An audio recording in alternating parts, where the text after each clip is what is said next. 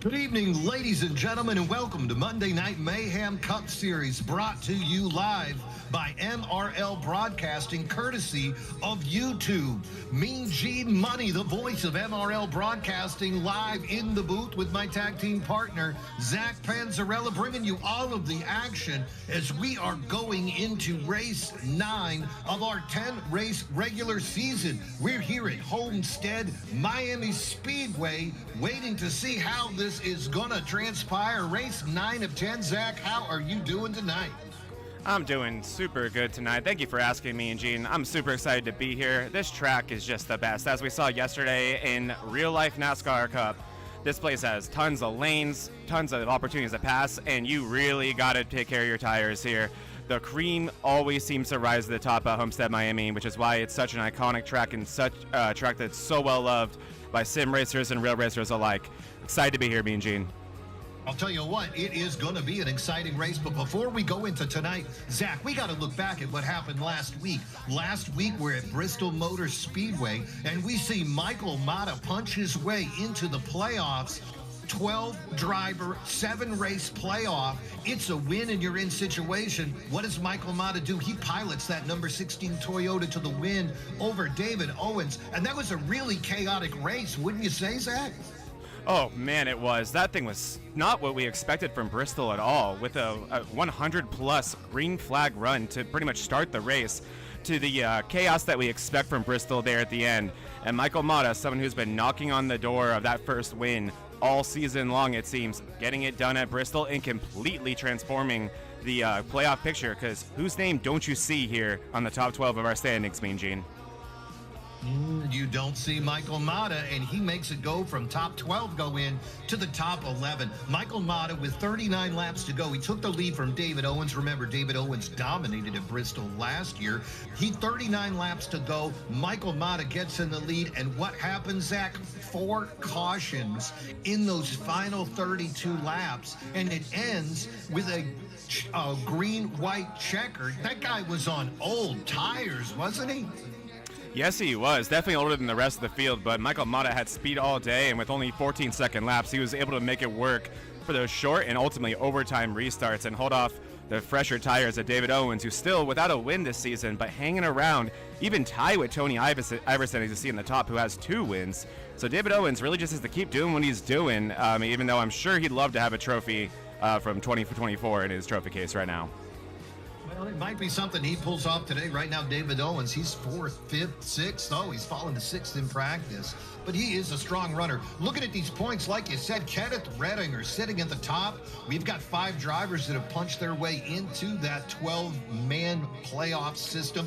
David Owens, Jax Duvall, winner of that first race at Charlotte. Tony Iverson and Kenneth Redinger. Other drivers of note. Remember, Zach and I were talking a little bit before this broadcast about exactly how these points are going to work. Top 8 drivers will get bonus points going in. So theoretically, 51 points is your maximum. 19 drivers, that 19th guy gets 18 points. I'm going to stop doing math. It makes my brain hurt. But what do you think, Zach? Could Kenneth lock it in today and secure that regular season championship? Yeah, I think he could. I think this is his golden opportunity. If you're Kenneth Redinger, even though he's had the speed to get wins all season, man, resist. Get that top 5 today, because like you pointed out before this broadcast, Kenneth Redinger can leave today, our regular season champion, and I believe, yeah, you do get 10 bonus points for that. That's a huge deal as we go in the playoffs. With everything else that Redinger has done in terms of bonus points, I would be super focused on that if I was Ken today. Just do what he's done all season. Be consistent and be there when it matters at the end. Now, you say resist, and just take the points, but he can't. I talked to him and his NOLA teammate, Justin Parham, right before the race, and they are both intended to ride the boards. I think that they were inspired by what Tyler Reddick did yesterday, and both these guys are thinking if they push on those boards on the outside, it just might be their turn to take that win. You want to be consistent, you want to be patient, but let's face it, if you're a driver, you think you can win. If you don't think you can win, you probably shouldn't be in that chair. Nope, not at all. I couldn't agree more with you. And it's going to be one of those things where you're going to have to really weigh that risk versus reward. As even if we go into qualifying right now, we're going to have to see what lines these guys choose, because there's a lot to choose from. And really what you're weighing is how difficult and the mistakes that are possible with the different lines around here. That's right, live here at Homestead, Miami Speedway, a 1.5-mile asphalt course. This has changed a few times. Initially based on Indianapolis Speedway's oval, they eventually did put some banking into it. They widened out the back stretch, making it a 24-foot wider, allowing passing. And then they decided in 2003 to go ahead and go from a flat 60-degree banking to the current 18 to 20-degree variable banking, giving it some of that exciting racing. But hey, I'll tell you what, I've talked about it too much. Zach, I think we got a little something to help the viewers at home see what we're talking about. Yes, we do. Ladies and gentlemen, we have the return of Zach on track, and we've gone even better this time. And let's try to fit this in with the time we have left qualifying. Here we go, ladies and gentlemen. So here is the 12 car of me. This is my next gen. I've told you guys this before. I'm more of a truck driver, but the more I do this, the more I get familiar in this car. So I'm going to show you guys a couple ways around this track. First, what we're going to start with is we're about to go into the cockpit here. This is going to be the qualifying line that I think you're going to see a lot of the guys run. And what it is you want to go to the bottom first, and then you want to rip the wall in 3 and 4. So here's 1 and 2. You're going to see me shift from 5th gear down to 4th gear, and look at my RPMs there. My goal here is just get all the way to the bottom and wrap that white line as long as I can. As you can see, it's a little bit loose on exit. You can kind of see how free my wheel is there. That felt a lot sketchier than it looks. And now this is the hardest part in my opinion. Gotta rip this wall in 3 and 4. Back down to 4th gear, because that was the only way I can get this next gen to turn, was using that engine braking from downshifting into 4th. Rip the wall, full throttle out of here. It feels crazy. And then right around the start finish line there was when I was going back up to 5th. There's beautiful Miami Speedway. And here we go. One more lap to show you guys this again. All the way to the bottom. I really want to stay on that white line, Mean Gene, but look how loose I'm going to get on exit here. It's just, look at that. That was completely free there when my wheel was about 50% to the left. That felt really, really sketchy. And now here we go, 3 and 4. I'm going to try to be a little bit more aggressive this time. Back down to 4th gear. I love that feeling you get as you can see the car kind of naturally go back to the left. That's what I know to open up the throttle. But look, oh my goodness, that was such a big moment for me. I almost pushed it around. Yeah, right. That all I could see there was the wall. That was a scary moment. And now I just want to show you guys how I think the passes will be made here in the longer runs. And this is by ripping the top all the way in the track, 1 and 2 and 3 and 4. This is a risk-reward situation more than any other today, because if you do this all race, you're going to destroy those tires. You got to do this with a plan strategically. You got to do this making a pass. You can't do this when you're by yourself. You will get the cars that are protecting their tires on the bottom will catch up to you.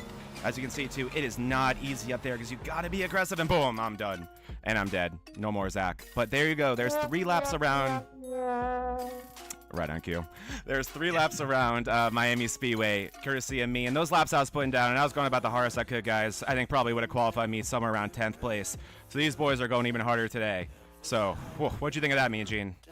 33 seconds of butt-puckering, sphincter-sucking action right there. And that's what we can expect to see here during this race. We were at Homestead last year. Your pole winner was David Owens. Who led the most laps? That's right, the Colonel Sanders. Fastest lap, Jay Stinson. But the winner, Kevin Kyle, part of our MRL broadcast team, he's not here tonight. But still, if you look at how that varied, you had Owens is on the pole, Sanders fastest, most laps, Stinson fastest lap. This thing is wide open. Jack Sanders did take that stage 1 win. Top finishers from last year that are here, David Owens starting in 2nd, Jack Sanders in 3rd. I think this thing's wide open, Zach. Look at the pole, though. Look at this guy. It's his 3rd pole of the year. Buddy Sully, again, finding himself up on the pole. But Buddy, with the few starts that he's made, he's one of those guys that's going to be sucked into that must-win situation. Yeah, he is. I'm not even sure if Sully's going to make the minimum amount of races to even make the oh, he will. playoffs, It's Mean 5 Gene. in this. It's 5 here. You only have to run half the races in our Cup Series, which is 5. And Buddy Sully will be one of those guys. So he's fast. He's taking poles. He needs a stage, but what he really needs to win. Yeah, and I'm happy to be wrong about that because Buddy Sully, great guy, great driver, and yeah. proving to be the rocket man this league, isn't he, with yet another pole. But yeah, he's going to be one of those guys that absolutely does need a win. You're right, Mean Gene. And that is what, coming back to last year's race, that's what stuck out to me as well when I was looking at these stats. So many comers and goers, so many guys with a chance at this win. Kevin Kyle getting it done, leading about half as many laps than Sanders, who clearly had the most speed in the field. But Kevin Kyle has been known to put stuff together on long runs. I'm assuming that's what happened last year. But what that tells me is a story of so many drivers having an opportunity at a win last season. Well, I'm wondering if we're seeing a theme. We saw on Wednesday the Rooster Robert Babcock win, and if we keep up with that chicken theme, maybe we might see Colonel Sanders roll up and get a win. Jack Sanders is going to be starting in that 4th position. Right now, as I'm looking at this, it looks like Buddy Sully will be your pole sitter. Last week's winner, Michael Modick, he'll be on that front row with him. David Cook, Colonel Sanders, that's that 2nd row. Justin Parham, David Owens on that 3rd row. Justin Parham, he's in a pretty precarious situation, wouldn't you say? Yeah, Justin Parham, one of our cars in the bubble. We'll be talking a lot about that through the race today, but we're going to be paying a close eye to guys like Parham, Smalley, Lewis, and I'm keeping my eye on Jack Sanders as well. Another guy that's in a win-and-in situation. Our defending champion had a truckload of speed here last year. Look for Jack Sanders to get up front quick, starting in 4th place. Think we're ready to crank these engines up, Mean Gene? Let's do it. And now, race fans, for the most famous words in motorsports, the star of Universal Pictures movie, I now pronounce you Chuck and Larry, Kevin James. I just got 3 things to say. God bless our troops, God bless America, and gentlemen, start your engine!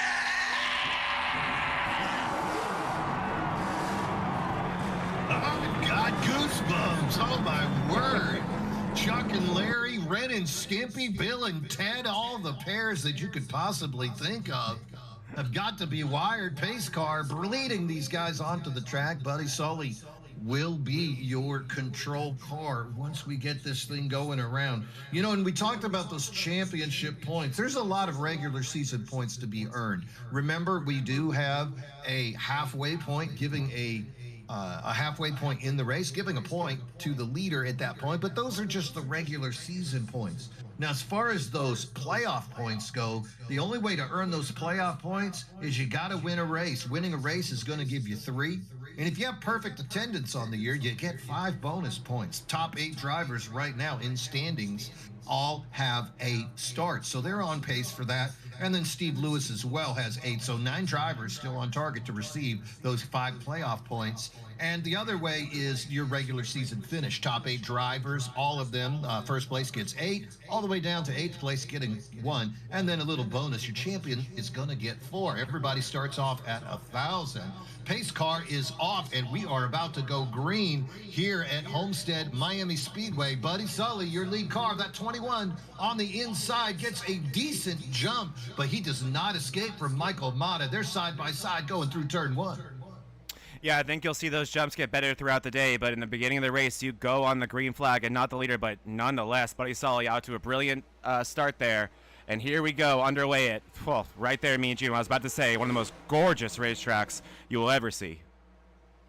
Really good racing early. You can look back. Sully is on that inside right now. Look how quickly Parham goes up to the top and starts trying to ride that top line. Got to keep in mind, though, you will wear your tires out. Somebody else would want to look at as far as what line they choose is that 71 of David Cook, currently running in 2nd place. He loves to run on that outside. You were calling it Larson's lane, but I call it Cook's Parkway because David Cook has just made that outside lane his second home, and he's driven that 71 car to a couple of victories. But if he rides on that outside too long, you think those tires are just meat, right?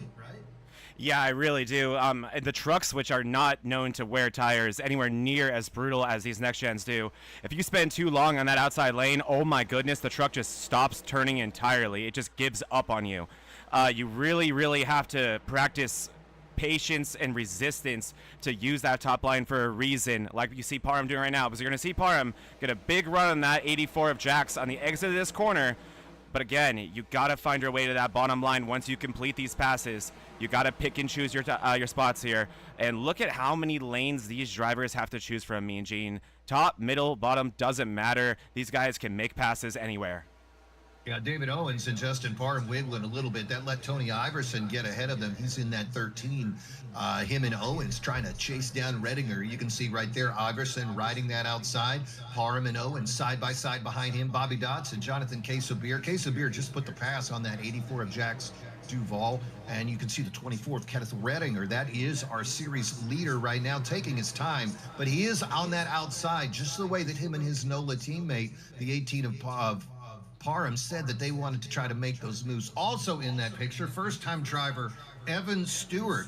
Welcome to the team, Evan Stewart, riding in his first Monday Night Mayhem race, and he is in that 900 car number, designating that he's a rookie. Expecting him to do good things today in that 930 Tennessee schemed car. Bobby Dodson with a little wiggle right there. What was that about? I've seen that happen a few times. I believe it may have happened to Parham a few laps ago, Mean Gene, but it's just these exits of these corners are brutal. Man, and I think we're going to see that a few times. I think we'll see it, if I was to guess, but I'm normally wrong about these things, but if I was to guess, I think we'll see it earlier in the runs than we do, more than we do later. Cold tires here are just really, really tough. And who is that in front of Stewart that's being really mean to us and not even having a number on the car, Mean Gene? Is that Richard Swingle? That is Richard Swingle. No, what? He's usually running a 97. Does he really not have a number today? Full camo. Full camo. Okay, pal. I see what you did there. Richard Swingle, he is known for making some amazing car wraps on all different types of cars in each series. But today he's fiddling with us with his nice camouflage job. You know, another guy that I think might be worth keeping an eye on might be that 54 of Jose Medina. Medina had a really strong run last weekend, finished in 6th place, and he's slowly making his way up through the field, getting more comfortable running with these. Oh, caution on the track. That's our first caution of the day. Yes, it is, Mean Gene, and let's see who. Looks like it was towards the back of the field. And this looks like it was going to be a relatively big one, and it looks like it was just like we were discussing. Corner exit, right? Yeah, it looks like our rookie 930 of Evan Stewart is going to get loose here. Yeah, he's loose there. The 26 behind him. Smalley gets through. You can see the 19 of Joe Amato gets loose, comes down, picks him up. Oh, no. Is that T-Bone Racing? Steve Lewis coming into the picture. Watch out for that Jordan scheme. Let's see what happens. That's the 32 of Dodson, the 19 of Amato, the 48 of Matthew Fritz. What's happening to the 19 there? I think that was a response to what he was seeing happen from the 930 of Stewart there. I think our best course of figuring this out, Mean Gene, let's ride on board with the 19 real quick. I just want to see what happens. I'm not going to It's so close. It's like it's like a thriller movie. I gotta save the twist for the end, right? All right, here we go. The scariest TV villain is definitely Ghostface Killer because he wants to talk on the phone. Oh yeah! Wow, look how easy that happened, Mean Gene. It definitely was a little bit of a response to. I think he thought Stewart was coming up the track when he hit the. Man, it's hard to even put too much blame on Amato there. And look, there goes your buddy. There goes the 88 of Lewis. He did. Get there clean. Let's go from Louis' point of view here, yeah? Here you go. Louis, remember, he's in 12th. He's only 3 points behind Parham for that 11th and final position. He does not need a screw up here today. Oh! He parts the Red Sea. Oh my he parts the Red Sea. That's Steve Moses Lewis to you, Zach. I'm sorry. That was awesome, Steve. That was so cool. What driving? Did he even hit the brakes or take his foot off the gas? No, wide open. No, he did not. Look at that. Yeah. Keep your foot in it. Keep your foot in it. Oh, yes. Awesome stuff, Steve Lewis. Awesome stuff. Oh my God! Right. I know his heart is pounding. One more look at it, and then we gotta go back. Then we gotta go back live. It doesn't even look real. And 9 gets destroyed. That's I was about to say. KB we're gushing over. 9. We're gushing over Lewis too hard. Poor Brower. There's T-Bone Central for you. Okay. All right. We might be live yet for all we know. I gotta go back to the leader. Okay, we're not even double file yet. Oh, thank God. Okay, so let's catch up here. I'm looking at the pit breakdown here, Mean Gene. Back to Michael Mata pit, and they're all about, besides the cars who may have gotten a little bit of damage there, 5-second stops. So a little bit of top up of fuel there, potentially for some stage strategy. And then it looks like Louis came in. Louis running 16th. That's the 88 of Steve Lewis. He took a 12-second pit stop, so I think he took tires. And then Joe Amato, he was in the 19 that actually got loose in that reaction to Stewart, came down, hit him. So I'm sure that 26.8 is a little bit of the ball peen hammer and the duct tape. Top 7 drivers were not pitting. Michael Mata, Jack Sanders are going to be your top 2 that did pit. But like you said, that was probably just gas. The lights are off the pace car. We are on lap 10. We are racing 130 laps here today at Homestead, Miami. Halfway point, we will award 1 point to the leader at that stage. We will not stop, though. One quick repair, 4 sets of tires. Pace car is off. Control car, Buddy Sully, he is the 21 on the inside. Let's see what he has. What a jump as he gets off to a quick start. David Cook, Tony Iverson trying to chase him down. David Owens, Jonathan Casabir, Jax Duvall, Michael Mata, Richard Swingle. That's your top 8. But right now, Buddy Sully trying to stay down by that apron, running strong, looking good. Yeah, just as we predicted, me and Gene, that jump way bigger once the leader has control versus the flagman. So huge jump by Sully, and off he goes. And one thing that we didn't note during on the calamity of that last yellow was Justin Parham spent nearly over a minute in the pit, so he clearly picked up some damage unrelated to that wreck because he wasn't in that initial wreck that brought out the yellow, so he collected some other damage at some point in that run. Justin Parham, who really needs a good run today on the bubble, starting it off again with a little bit of damage, and that 64 seconds tells me he didn't use the fast repair. Lot of action as we look a little bit further back. The 20-somethings, you can see Redinger finally making his way through traffic. Mason Smalley and the 16 also running strong in that group. But that group is really packed tightly together. Any little incident could cause an accident. Ooh, Richard Swingle just touching the wall just to make sure it was real. Yes, even though you're in camouflage, the wall can still see you there, Richard. Be careful. Yep. Yeah, I've got to test it at some point, though. And Richard Swingle really having a strong run here. He's on the outside there of Jose Medina. It is really, really intense here on these initial restarts. You can just tell that so many guys have a different approach to this track. So many different ways you can attack the lines here, and so many different, I guess you could say, senses of comfortability for drivers. I could say for me personally here, I really struggle to find any speed on the bottom, but I can rip the top up there with anybody. But as you can see, some guys can just do the bottom like anybody. Oh, Swingle a little bit deep in there. He did a great job checking up and kind of giving the brunt of that to himself, but whoa, that was close, Mean Gene.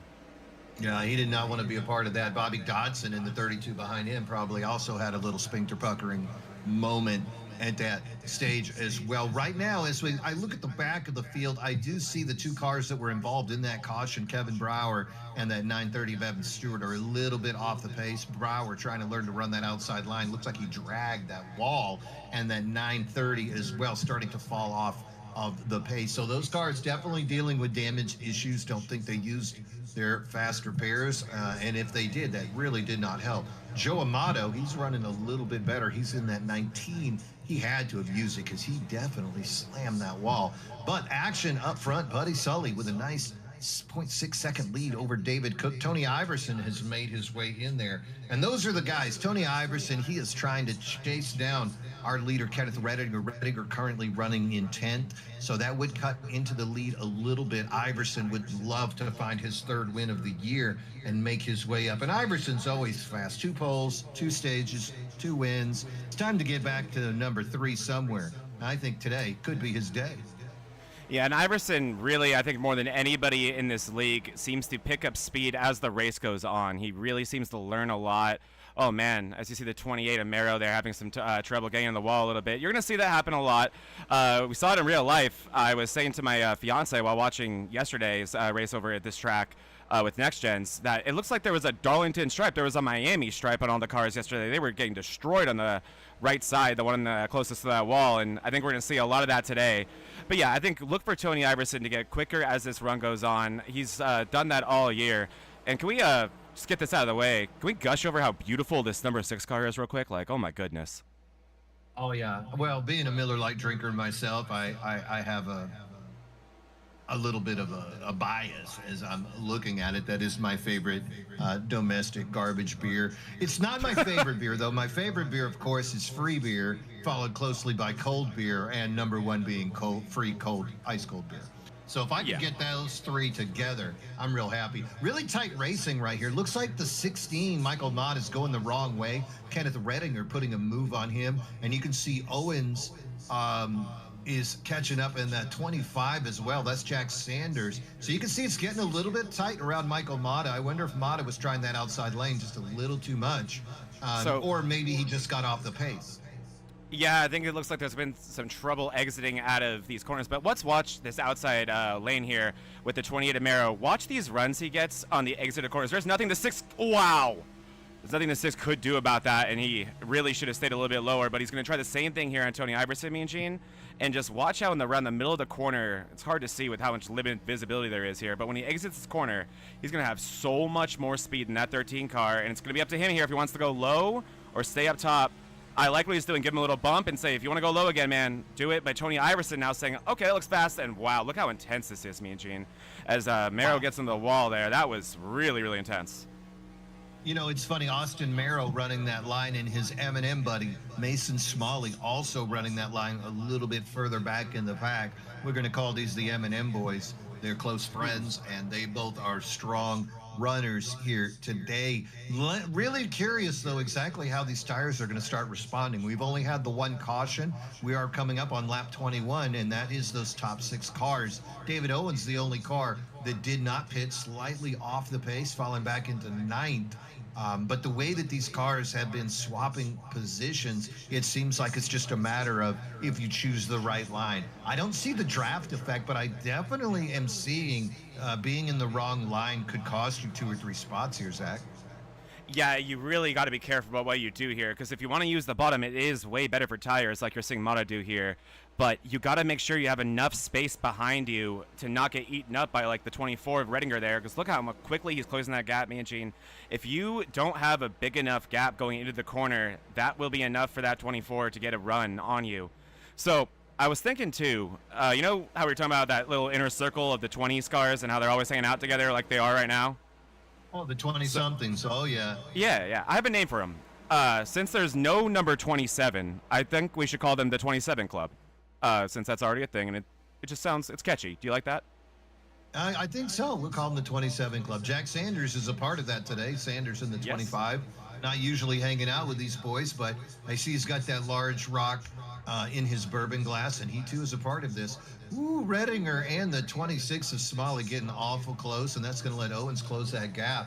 These cars are awful tight. These guys are doing a really good job of keeping this thing on the straight and narrow, but it is only a matter of time until we see some of this side-by-side racing is going to cause just a little bit of contact. Only 1 caution so far in these 23 laps. Look at Owens and Sanders side by side. I'm just not sure how long you can ride on the outside like that, Zach. Yeah, I mean, you're seeing the positives right there as Redinger just rips the top textbook perfectly and makes a gorgeous pass on Mata, but it's going to catch up to him. And if there's, to make it easy for us, and I'm glad we have a name for him, the guys who are running the top the most right now is the 27 Club. It's Redinger, Mero, I'm seeing Mata, I'm seeing Smalley do it. I mean, no surprise there. Those guys are teammates. Have been working together on this. But this will be easy. These are the cars that we're going to have to keep our eye on, Mean Gene, as we get deeper in this run. It's the 27 Club. Will they be able to keep this track position? Right now we have Redinger in 7th, Mero in 5th, and Smalley in 9th. It's going to be fascinating. Oh, go ahead. I was going to say one more person that we should be keeping an eye on in terms of long run speed is, my goodness, whatever this 21 of Buddy Solly is doing is working. It's nearly a 3-second lead. Man, I can't even see him anymore. This guy is just trying to check out on the crew. David Cook is trying to chase him down. Right behind him, another couple of seconds back, Jonathan Casabir. Jonathan Casabir, he'd love to find a W and make his way into this thing. He's got enough races to qualify, but he just doesn't have quite that point accumulation that one would need to secure that. But Casabir, he's known to run fast, and he can make his way through the chaos of a super speedway. And we're seeing a lot of that 2 and 3 wide racing here today at Miami. Oh, a little wiggle by the 26. That was terrifying. but he keeps it straight. But Sabir, I think that's another guy that towards the end of this thing that he's going to have the testicular fortitude to keep that hammer down and ride that outside. Yeah. Oh, man, as long as he can. Did you see how loose he was as we went over to him right there? He was halfway through his spin. Great save by Sabir. I'm going to give you a nickel. He didn't let it off the throttle. Yeah. Oh, man. That was insane. I guess let's take a look because, gosh, we missed a little bit of that. And let's go on board with him and just see how I think I heard him scream Leroy Jenkins as he did it. Let's hear. Let's listen. Okay, so here goes. It's gone.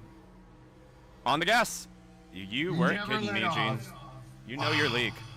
What a machine. Yeah, you're not kidding. That's incredible by Case of Beer. Nice recovery, you too. Let off, right? No, you really can't can't. Let off. You let off and you're going to lose spots.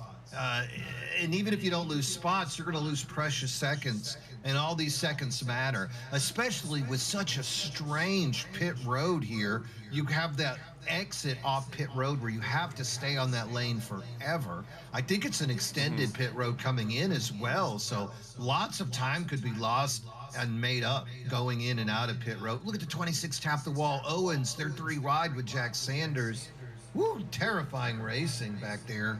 As now we can see the 26 of Smalley and the 25 running side by sides. Owens, he is just going the wrong way on those older tires. I wouldn't think it'd be that much of a difference though, right, Zach? I mean, 29 tires versus tires that have been on the track for 21 laps. About the same. I don't even think it's the tires, Gene, because they're 5-second pit stops, so it's the same tires. David Owens is just struggling on the long run. I think it's as simple as that, and the delta is enormous. I mean, if there's one guy that you need to, or that can tell you that, it's Buddy Solly. What a big lead. Let's look at 2 things real quick. I've been hoping to have a minute to do this, but the racing everywhere else on the track is so intense. But real quick, let's look at 2 things. First of all, let's go into the cockpit of David Cook. Where did Buddy Solly go? Wow, that's a lead, isn't it? So that's all I wanted to show there. Jeez. He's gone. Where but now in the world is Carmen Sandiego? Right? Let's go on board with Solly. Listen to his shifting, Gene. Did you hear that? Right on entry. Immediately on entry. I'm going to crank this up a little bit. I'm going to turn up the iRacing audio for you guys. He has a fascinating line. So he's going to go into 5th here. I'm assuming right around the middle of the corner. There it is. Oop, too loud there. And then we're going to go down to 4th right on entry, and it creates this slide that's helping him corner. And look at that, Gene. He's essentially dirt tracking it through the bottom of the corner. It takes such an unbelievable amount of talent and confidence in yourself to do what Michael Mata is doing in terms of this aggressive shifting and then this flat tracking it on the bottom of these corners. But what that's doing is when you see that car right there kind of free like it is right there, it is so free. It's on the back tires, the rear tires. And what makes a car not turn and what makes a car miserable to drive and tight is the front tires getting abused. And that's what you abuse running the top of this track. So that's why you're seeing, I think, so much speed among several other reasons, many of them just insane amounts of raw talent. Buddy Solly just putting a whooping on the field right now.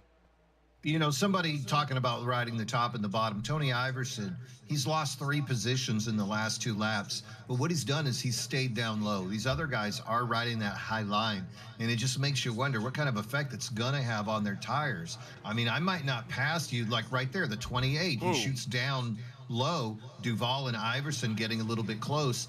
But, and then watch, that is some touchy, feely. Iverson now up onto the outside, but so many laps Iverson stayed on the bottom. It's almost like he's watching that tire temp, thinking about I'll stay low for a few, then I'll go high when I need to. If you wreck, he's gonna pass you. You might beat him you might get a 4-second lead, but if you wreck that car, you're just done. And speaking of 4-second leads, that's exactly what we see with Buddy Solly over David Cook right now. And how about David Cook showing that discipline? I've seen him down on that apron a few times. You know, he's just not out there on Larson Lane and Cook Parkway. He's also taking that lower lane. I think these drivers, especially these top drivers, they might be paying attention to the temperature of their tires on this asphalt track. Yeah, actually, that's an exceptional point, and that's a really, really great way to monitor your tire wear without being able to see what it actually is to keep an eye on that tire temp and make sure that it's not going too crazy. Because if it is, I mean, yeah, you took the words right out of my mouth. I mean, Gene, then you're doing something wrong, and you got to start looking around the track and looking for different lines where that won't be such a problem. And what we saw Iverson do in the early part of that battle there was exactly what we were talking about a few laps ago, which is picking and choosing when to run the top, right? He had to defend there. He was trying to make a pass, and he was trying not to lose any positions behind him. That was a time where it made sense to run the top. Right now, I think he feels like, I got enough gap on Jax. I can probably rail this bottom here and not worry about Jax getting too big of a run. And that's exactly what happens. Tony Iverson playing chess right here in terms of tire wear and really doing a great job. And this is the time to learn these things. And some of these other guys, like you can see the 27s on the outside there, the 28 of Mero, the 24 of Redinger, they're just riding that outside lane. You can see the 48 of Matthew Fritz. He's starting to come into the picture of that group right there. He's chosen to take a lot of that low apron run as well. So I am expecting to see these guys start to pull away, or even a caution come out, as some of these other drivers are just running the rail right now. 37 laps into this run, we've only had that one single caution.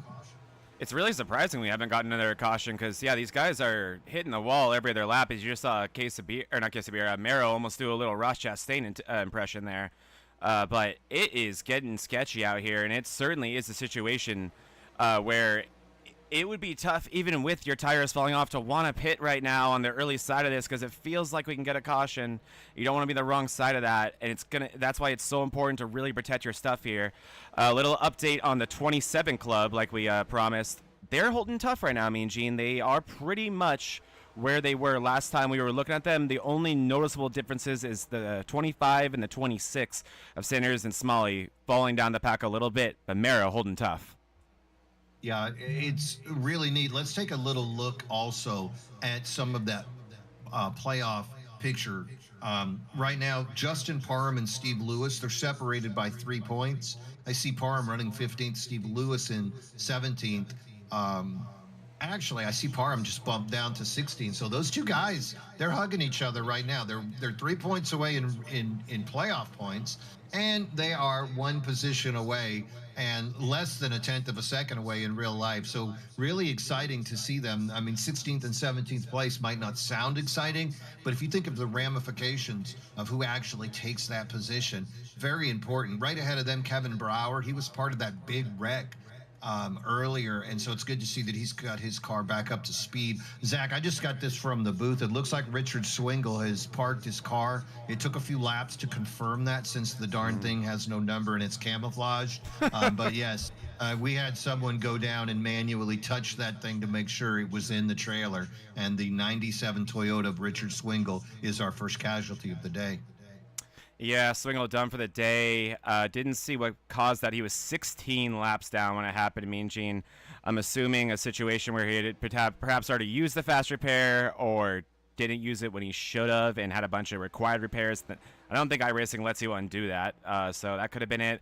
Number of things that could have been not what Swingle needed, one of our must-win drivers in the point situation as we were just looking at.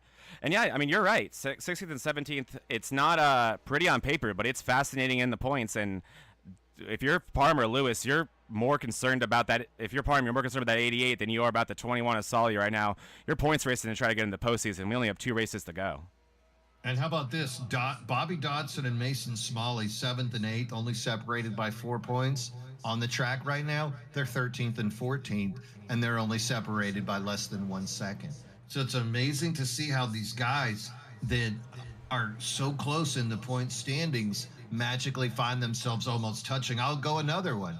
How about Duval and Austin Mero, 1 point separated in the playoff points. And then as I look up here on the board, they are separated by less than 1/10 of a second, running 4th and 5th place. So really wild to sit there and look up and see that these drivers that are so close in playoff points are just hugging each other going into this last event. It's almost like you know who you have to beat and you're just following that guy. Have you ever done that, Zach?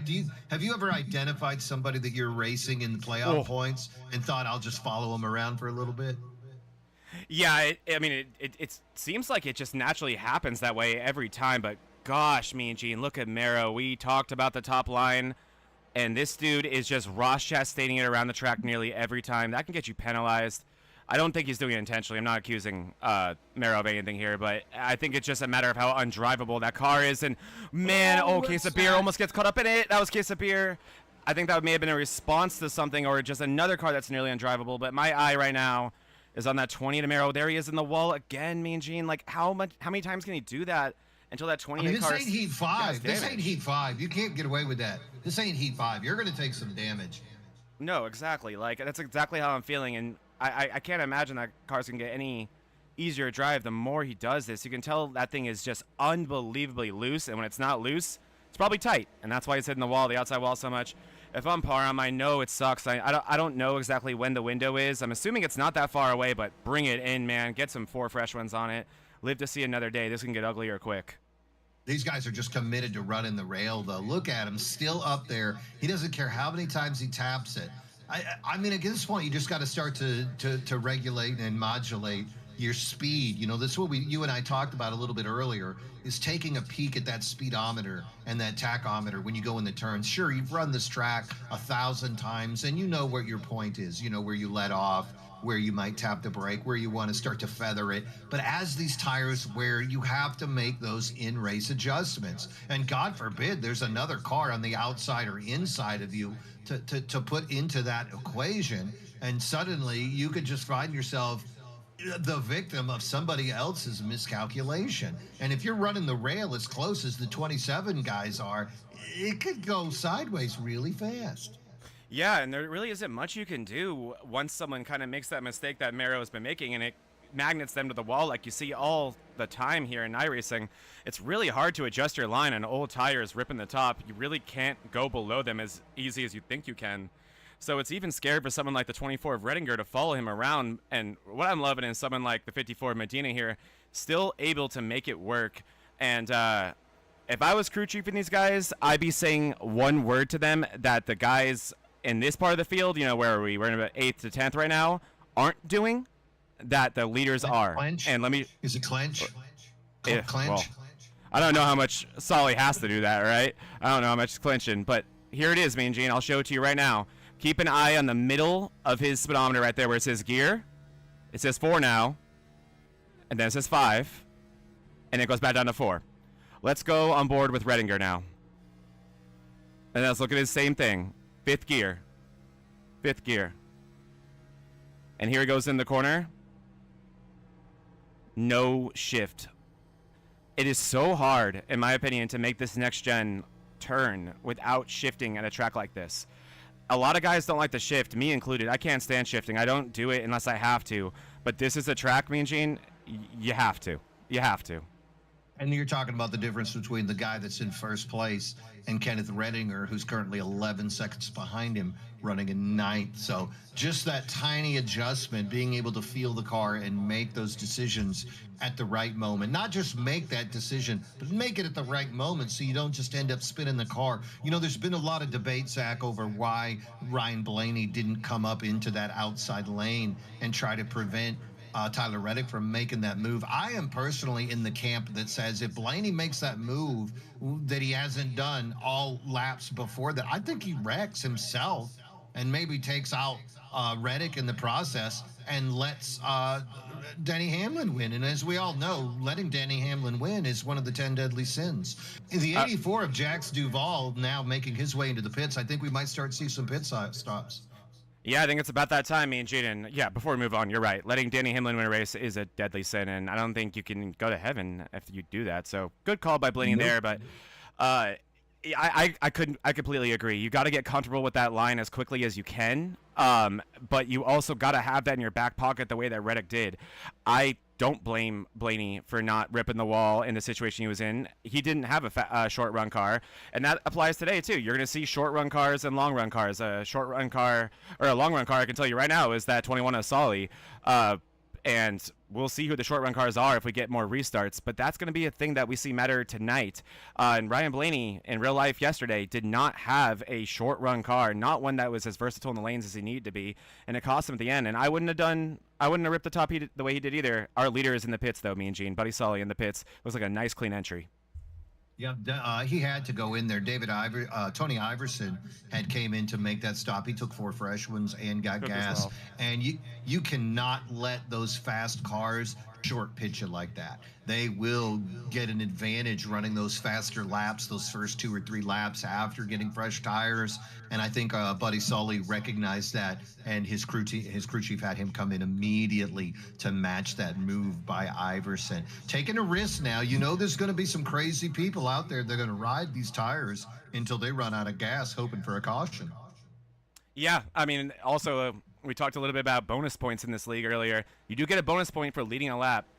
And as we get closer to these playoffs, are very close, this does make a lot of sense for someone like Fritz, very close to essentially locking himself in. Essentially just needs one more good run like he's been doing all season. This is a great way to just bank away an extra point just in case stuff hits the fan later on today. Yeah, and let's look, Fritz, though. He's still running. Looks like he's ripping the rail. He's just staying on the outside, not even concerned. Behind him, you can see that is that the 54 of Jose Medina making his way up to the front as well. So we can see these cars running those different lines, but these are the guys right now taking that chance, thinking maybe there could be a caution. 7 cars are still out there that have chosen not to pit. And they could be recipients of something magic if one of them makes a mistake. But if you look at those names of the guys that have stayed out, they're not traditionally the fellows that make mistakes. Mason Smalley, Michael Mata, Jack Sanders, Kenneth Redinger, Austin Merrow, Medina, Fritz. These guys usually don't make mistakes. And I think at this point, Zach, they might just be putting off the inevitable. And that is going to be that they need to come in and get 4 fresh ones. Yeah, as you see Merrow heading in now. And what I wanted to point out as well is who do we see in the front now as the guys who, 1, are willing to stretch this, and 2, have the tires to have speed to where it's not destroying their race. It's Fritz and Medina, the guys that Mean we weren't really looking at in the first run, and the reason we weren't looking at them is because they weren't really in battles on the track the way this 26 was, the way the 28 has been, and the way the 24, the way the 27 club has been, really. That is the difference. Medina and Fritz have just been really, really disciplined, really not trying to mix it up too much in the track and kind of race the racetrack. A lot of people will tell you that about Miami. You're kind of racing the racetrack here the same way you do at a place like Darlington or Dover.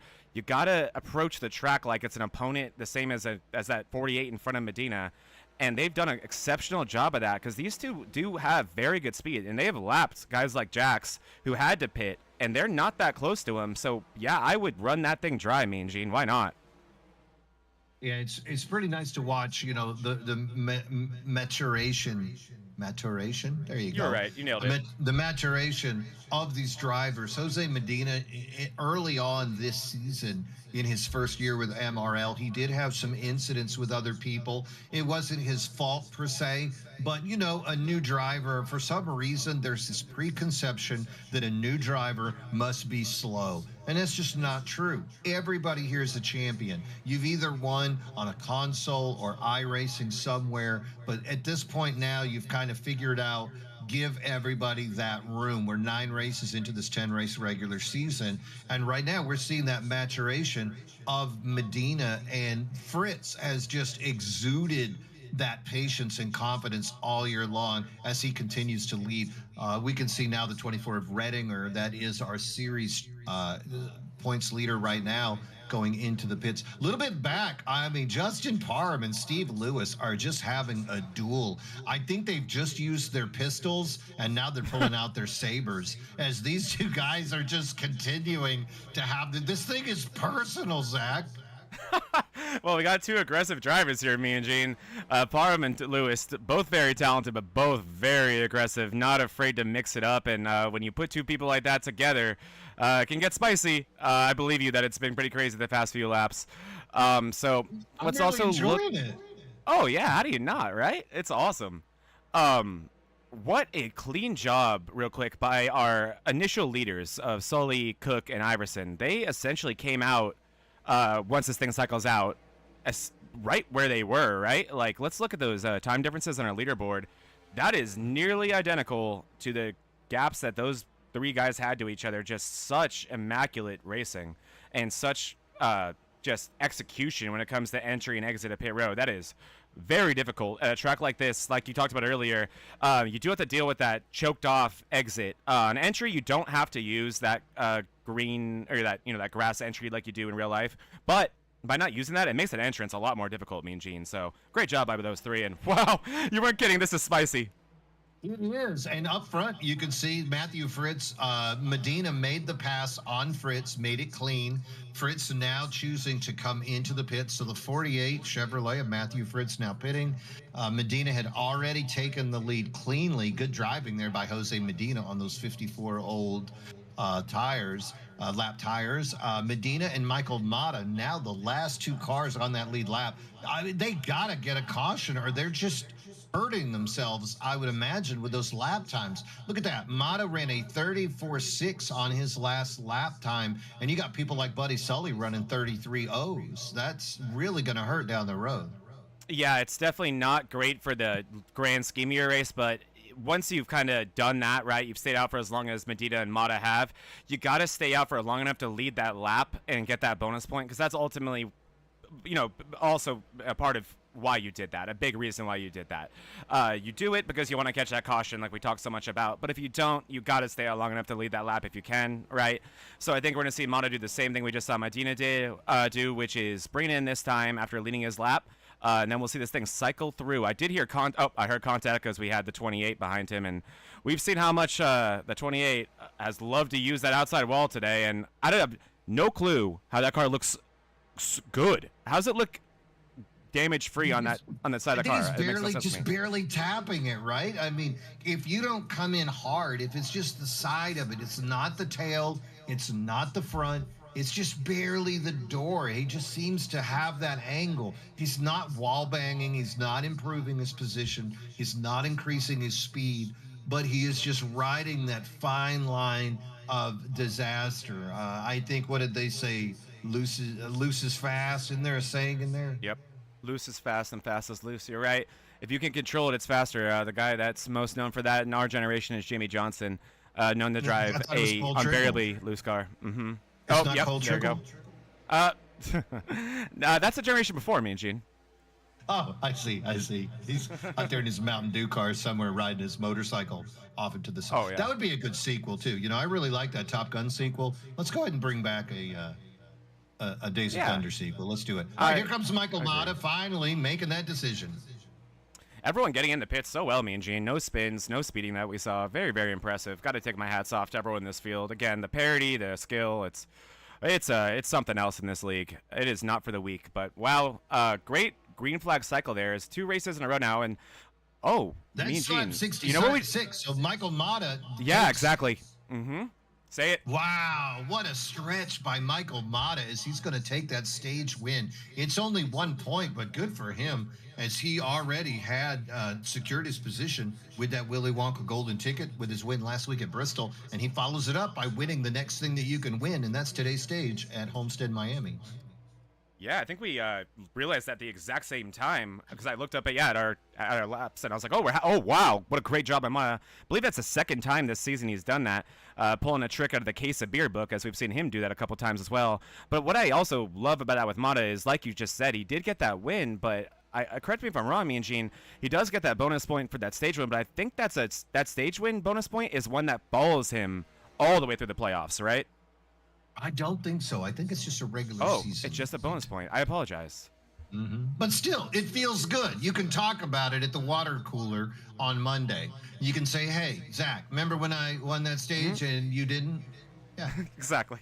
You're right. There is that. And that. What would you rather have, a playoff point or that? You're right, me and Gene. It's always good sometimes to let your friend know that you did something that they couldn't. Exactly. This just coming in from the pits. It looks like our rookie, the 930 car of Evan Stewart, has now taken it to the trailer. Much easier to spot him with a normal paint job, not a camo paint job, but the 930 of Evan Stewart. Sorry to hear that for Evan. Hope to see him back racing.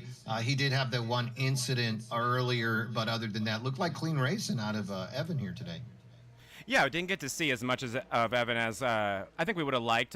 Looking at Evan's I rating and his safety rating, clearly a skilled driver. And like you said, me and Gene, oh man, Parham entering on the wall. Did you see that? But I couldn't agree more. I hope to see you more out here, Evan Stewart. And don't forget that we race essentially every day of the week out here in MRL. And these next gens are certainly, in my opinion, the most difficult to race. So if you want to try something else, Wednesdays we're doing Xfinity, and Thursdays we do trucks. And Fridays we're doing late models, correct? Yeah, and the modifieds. We do wheel-in modifieds. Now we've changed that schedule. We'll do wheel-in modifieds for 2 more weeks on Friday. Then we're going to do 1 street stock and back to the modified. So you want to race Mean Gene? Bring it on out on Friday. And that's right. You too, just like everybody else who races, could beat Mean Gene. And what happens on Thursdays, Mean Gene? Who do you get to race on Thursdays? I think you might just race announcer, producer extraordinaire, Zach Panzarella. And you had a pretty good race on Thursday, too, didn't you, buddy? Yeah, I mean, I forget if we have to talk about it. Yeah, I did get the win at Richmond in a thriller against... I'm twisting his arm right now, guys. Oh, you really are? I hate talking about things like this. Hate it, Mean Gene. But... yeah, what a great race. We had guys like Owens in that one. Owens had tons of speed. Novella, the king of the long run. That truck series over there, entering its playoffs, that was the first race of the playoffs. Nothing like getting a win to start off the playoffs.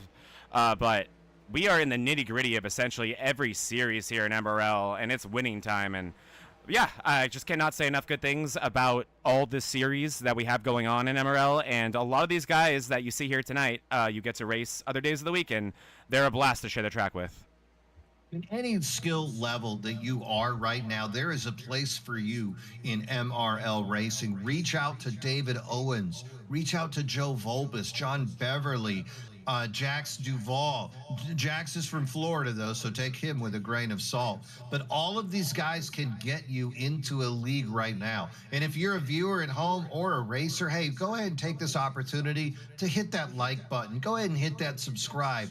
Call your grandma, take control of her laptop and hit subscribe there. Hey, beggars can't be choosers, and I'm not too proud to beg. Let's get as many subscribers as we can and get this thing going. MRL Racing, you're looking at some of the most dynamic racing on the track with these guys pouring their heart out for you each and every week. Right now, Mean Gene Money, Zach Panzarella, we're bringing you all the action that we can. Kevin Kyle, also part of this broadcast team, and we need your support. Go ahead, hit like, go ahead and hit subscribe. But I'm looking out front right now, Zach. It looks like David Cook is trying to creep up on Buddy Solly, but I think Buddy's just been waiting until the tires got wore until he can make a run. But that gap is bouncing back and forth between 2.5 and 3.1 seconds. How do you make that happen? A half a second almost each lap. If I had the answer for you, Mean Gene, I'd be in this league winning trophies. But oh my goodness, what do you do about that 21 of Sully? He is just unbeatable. I mean, I cannot wait to see. We talk so much about speed rating in this league. I can't wait to see what his looks like. I mean, Mean Gene, I'm pressing the exciting button, which is a button I have here at my disposal as the producer here, and of course it goes to these two. But it's personal. I think they've gone to daggers now. They've used up their sabers. The saber broke. Yep. Now they're daggers. I think they're got to go bare knuckle next. Yeah, they got to go bare knuckle. Absolutely. It's just insanity. But I mean, it's very single file right now. And again, that's more about racing the track. So what I think we should do, Mean Gene, let's get some good music going quietly, and let's go through the field, NASCAR style. I'll handle the first 3, and I'll give you the next 3, and let's just talk about everyone's situation here while we have the opportunity. So I'll start with our leader, Buddy Solly. Buddy Solly, someone who needs this win to lock himself in the playoffs. I'm going to pull up our playoff picture super quick here because it takes up so much of our screen.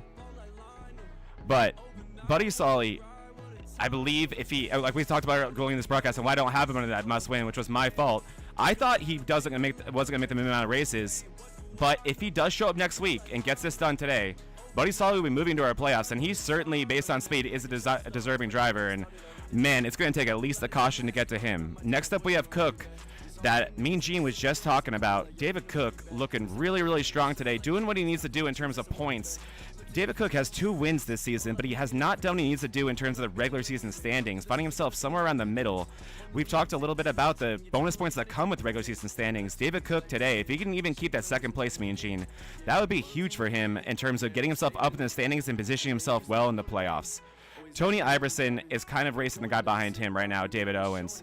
Redinger with these consistent runs is making that playoff or making that regular season championship harder and harder to achieve. So he wants to make sure he gets that second spot in front of Owens and gets the bonus points that come with it. Tony Iverson also having a very solid day, but now finding himself 13 seconds behind Cook and Solly. This has become a two-horse race, and Tony Iverson should be focused on the podium. Yeah, 4 points behind them. David Owens currently running in 4th place. You know, even if Owens manages to hold the position, he's only going to make up 4 points on Kenneth Redinger, and that just about allows Redinger to lock in that regular season championship. You know, maybe David Owens is just coasting at this point. Another thing about Owens, you know, he has just run such clean races recently. Last week at Bristol, Owens could have smashed the bejesus straight out of Mata on that last lap, but instead he chose to run him clean, and that let Mata take the win that Mata deserved, that Mata earned. But we've seen Byron do things. We've seen Dylan do things that have, you know, cost other people races, but we did not see Owens do that. Owens, I've called him zero chill for a while because of how he drives, but I'm almost going to have to start calling him Mr. Calm, Mr. Congeniality, the way that he's been driving recently. A little bit further back, 5th place, Jax Duval. Jax won at Charlotte in the opener, the 84 car. He's already clinched going into that playoff run. He's currently in 5th place in points, just ahead of Austin Merrow on points. Remember, there's only one playoff point separating each of these positions, top 8 getting points. Duval running strong right now, and behind him, the driver I just mentioned, Austin Merrow. He is part of the 27 club, but he's also one of the M&M boys. Mason Smalley and Austin Merrow, close friends from childhood, and right now that 28 Chevrolet of Austin Merrow, he'd love to close that gap and get up on top of Duval. Not the way you're thinking, I mean sexually, but you know, Merrow, he needs to close that gap, get by Duval and make a move. Still running that outside lane. These guys just riding that rail. They must not like their tires very much. But you can see a little wiggle out of him. But that 28 of Austin Merrow running strong as well. And he hasn't got a win, but I think a good run today here, we're pretty much guaranteed seeing him in that playoff picture of 12 drivers. Yeah, totally agree. And speaking of guarantees, this is a guy who's trying to guarantee his regular season championship, and he's doing what he needs to do. I love the math you're doing, me and Gene, and that's the math you're best at, which is the fingers and toes math. 7 minus 4 is 3. That's not enough. I think Redinger, all he has to do is stay where he is right now, and we could be looking at our regular season champion tonight. So good for Redinger, doing what he has to do, staying out of trouble. Whew. I don't know what we missed right there from the 28 of Merrow. Let's take a quick look there. I'm assuming just a little bit of a moment on exit. Yes. Nice save, though, from Merrow, as they can continue to go through the field here. Our next car up is Matthew Fritz, and what has Matthew Fritz done all season? This. Just been so solid, so consistent, so good. I can't say enough good things about guys like Matthew Fritz. He feels like a driver to me and Gene, that's just going to be hanging around here in the top 10, a lot of the times the top 5, but before you know it, whether it be the playoffs this season or the 2025 season, this guy's going to be rattling off wins in abundance.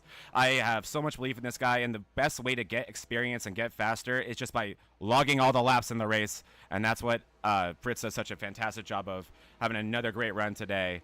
And then Case of Beer with that beautiful Miller Lite car, having another good run. Case of Beer really needs a little bit more than this. He's on the outside looking in on the points, and it's getting further and further due to Case of Beer missing races. Glad to see, so happy to see that Jonathan's back here feeling good enough to race, because he was dealing with some health issues last week. But Jonathan Case of Beer, nonetheless, here doing his best. He's ahead of the guys he needs to be ahead of, like Parma and Lewis, but maybe not quite enough. But still got 45 laps to go as Case of Beer bring in for an early pit stop, in my opinion, me and Gene, if you want to round out our top 12, which is essentially our lead lap cars. Next up is Jose Medina. He's got to take a chance, though, Jonathan. You know, he's 20 points behind those guys. He's not going to make that up easily. And so why not take a chance here on strategy? Go ahead and take that pit now. Come out, make some fast laps. If there's a caution, everybody else has to pit. And guess what? You're out there on these tires. These tires, we've proved they can run 65 laps, and then all of a sudden you're the guy in the lead. And I mean, shoot, Jonathan just won, or we saw Mata won on old tires just last week. Maybe Jonathan takes a page out of his book. Let's continue down that run. Yeah, you know, Joe, we got Jose Medina. Medina slowly moving up in the points, doing a really good job of maturing in this league, getting to know the people, getting to know him. You know, we mentioned earlier maybe Swingle was a victim of not using his fast repair. We did see Medina do that in the second race of the year, but now Medina has become very familiar with MRL rules. Every league has a little bit different rules. One thing that doesn't change, though, is pit entry. And we've seen Medina do that very well today, piloting that 54 Chevrolet to the 9th position. Behind him, Michael Mata. Michael won that race last week. Also, then he rolls in and he just strokes, taking that stage win. Mata just continuing to get faster and faster. You know, Mata's a guy you're going to have to reckon with in the playoffs. I'm not going to say he's a checkers or wreckers kind of guy, but he definitely runs really fast on specific tracks. And if he can get into the final four and find a track that he likes at the end, he could be a guy to look at. Same way with Buddy Sully. You know, those guys just come out of nowhere and then just make their mark. The 6 that we talked about earlier as well, Case of Beer, that's another guy. I didn't know the guy's name, and then all of a sudden he's just popping top 5s, top 3s. Really fast drivers. 11th place, let's look at Justin Parham as well. Parham and Lewis still battling. How close are those two guys right now? Yeah, good question. Let's see. Where is the 88? I see Lewis being shown a lap down. Too close. Yeah, I believe as we get the updates here, Parham may be as well. As we do see some of our leaders starting to pit as well, me and Gene. We got Tony Iverson pitting now. Tony Iverson doing something aggressive here, me and Gene as well. You got to do something. I mean, if you don't do something different than Buddy Sully, you're playing his game. And let's face it, if you play one-on-one with Michael Jordan, you're going to lose. If you're going to throw footballs through a tire with Tom Brady, you're going to lose. If you're going to try to hit a fastball thrown by Nolan Ryan, you're going to lose. And right now, if you think you're going to run that same strategy as Buddy Sully, you're going to lose. These guys got to take a chance at. And right now, that's what we see some of these drivers doing. And the drivers that we see doing it are drivers that we have seen on podium week after week. And if we don't see a caution, congratulations, Buddy Sully, you might be the man. But if we see a caution, all of these strange strategies might come to fruition, and we could see some absolute chaos. Yeah, I was about to fight back with you on that call, but you're right. I for some reason didn't fully think about what if a caution does come out and how good of a situation Iverson would still be in with an extra set of tires in that pit box for him. Because, yeah, you're right. I do like the idea of an undercut, and you said it, and you're right. That is how Mata got the win last week, is getting that trap position by doing an undercut. However, me and Gene, that was a 14-second lead. You can't undercut 14 seconds. You just can't.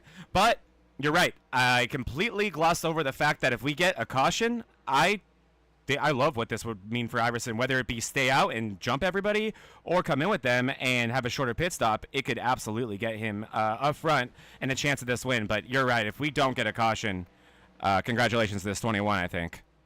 Hey, I'll tell you what, talking about what the hell happened and weird things, Mason Smalley has parked it. The 26 Chevrolet. No way. Yes, Mason Smalley. Yes. He is in 8th place right now in points. He only has a 3-point lead over David Cook.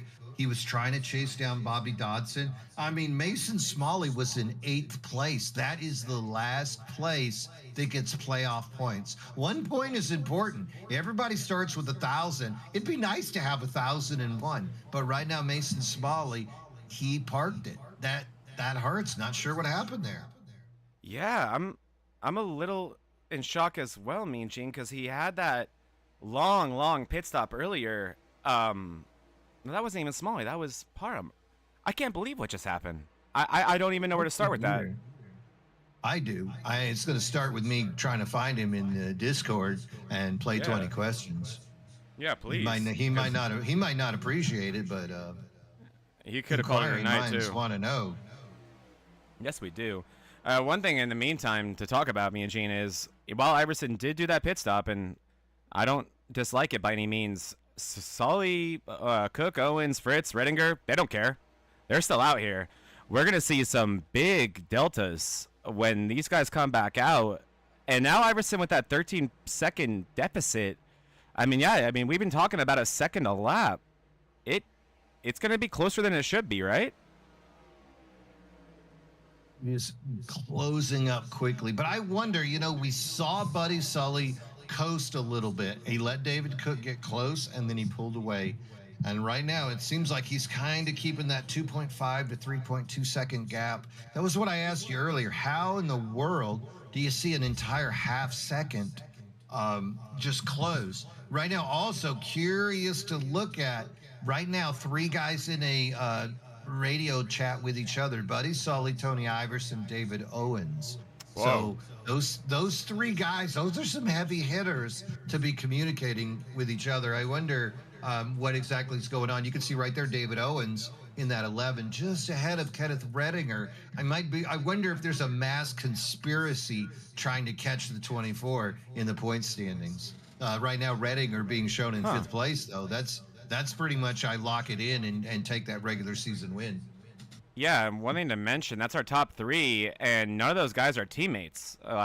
There aren't team standings in this league right now, but there are others in MRL, and they tend to run together in Discords and whatnot. That's very notable, Mean Gene.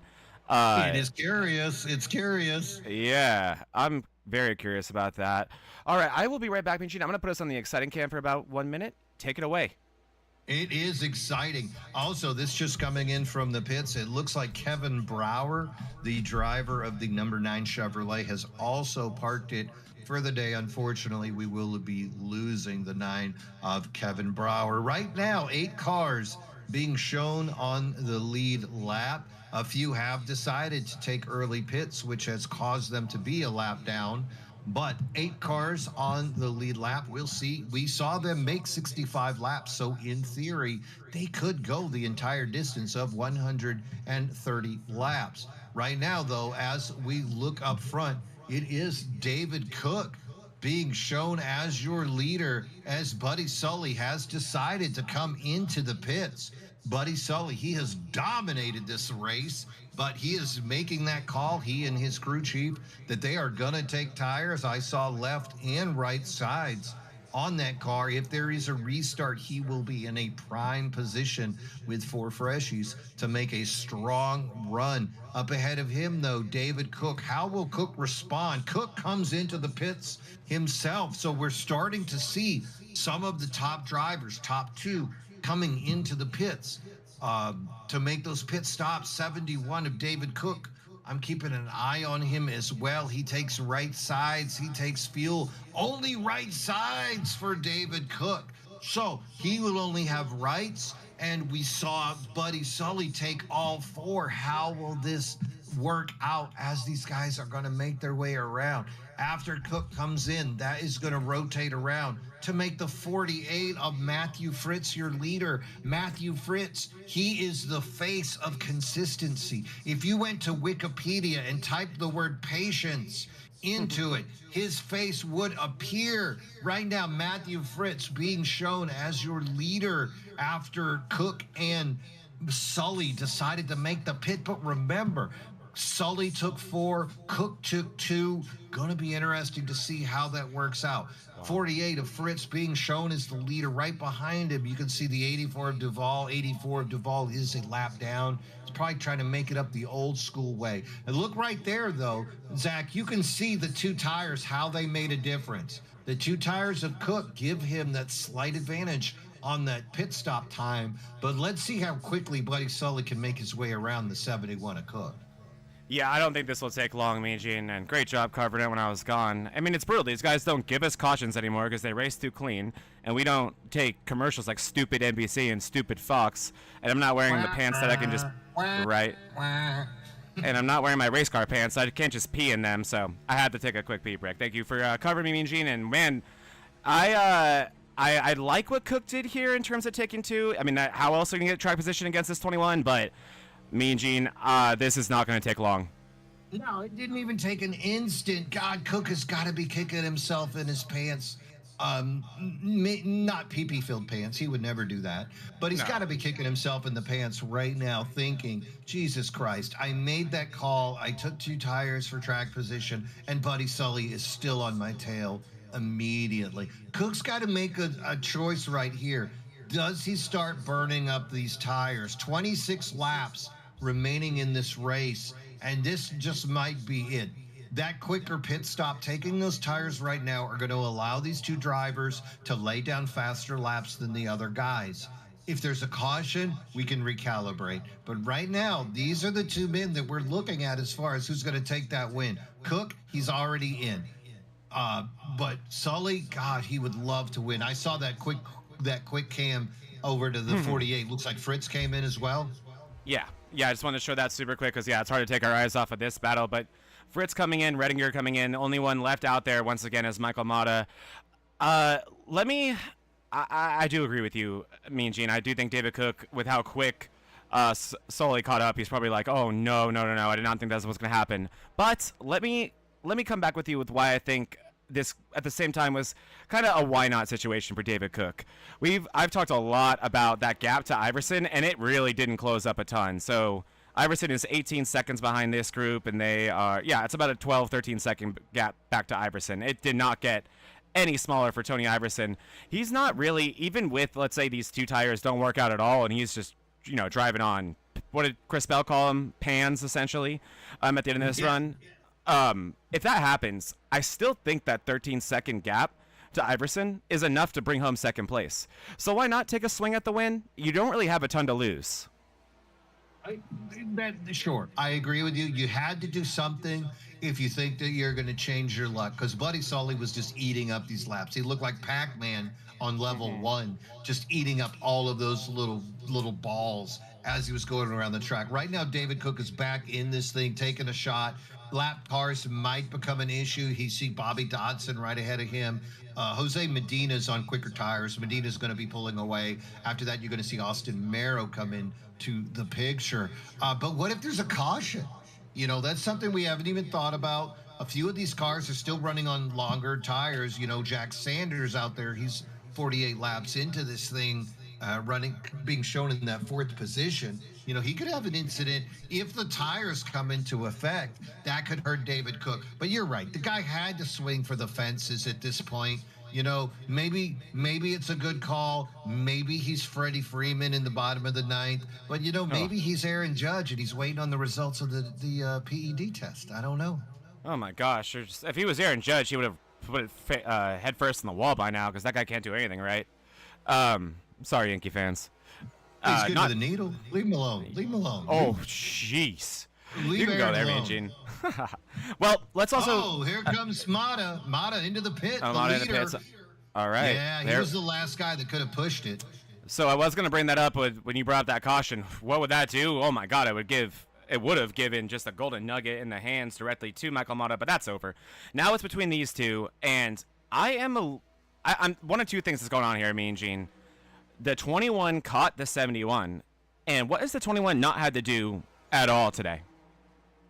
Pass anybody. He hasn't had to make a pass against a car that has any semblance of speed like he's had. He's had to lap cars, but he hasn't had to pass anyone with the type of speed he's had. So I thought Mata would make quick work of this, mostly because he's so good on the bottom, and that is where it's really hard to defend there if you can't figure it out. But look who can. David Cook can. So the first thing that could be happening here, Mean Gene, is that the dirty air is killing Sully. He was not prepared for this. As you see, Mata actually come out right in front of him, and he's going to check out. He's out of there as long as he didn't not take tires. He didn't, Mean Gene. He didn't take tires. He's about to get killed. All right, anyway. Poor guy. I know, poor guy. R.I.P. This is what no tires will do versus 2 right here. Is Mata teammates with one of these guys? I don't think so. I don't think so either. Okay, and so that could be the first situation, is that Sully is struggling in dirty air, and he's not really able to make this pass as quick as he wants to, and he's kind of trying to pick and choose and not create an incident between these 2. These guys have driven each other so great all season. Second thing, Mean Gene, that I think it could be, because we've seen Sully be such a methodical racer all season, He knows he has 4. He knows Cook has 2. That's the only way that Cook could have gone by him. There's no other way that could have happened. Why? What's the rush? It's not going to get any better for those 70-year-old tires on the right side of David Cook's car. Maybe just what Sully's been just brilliant at all day has been the long run. Maybe wait for that to come in, because with 2 tires and his long run speed, oh, man. And 18 laps is a lifetime here. Yeah, I agree. You just wait it out. Eventually, it's going to be an issue.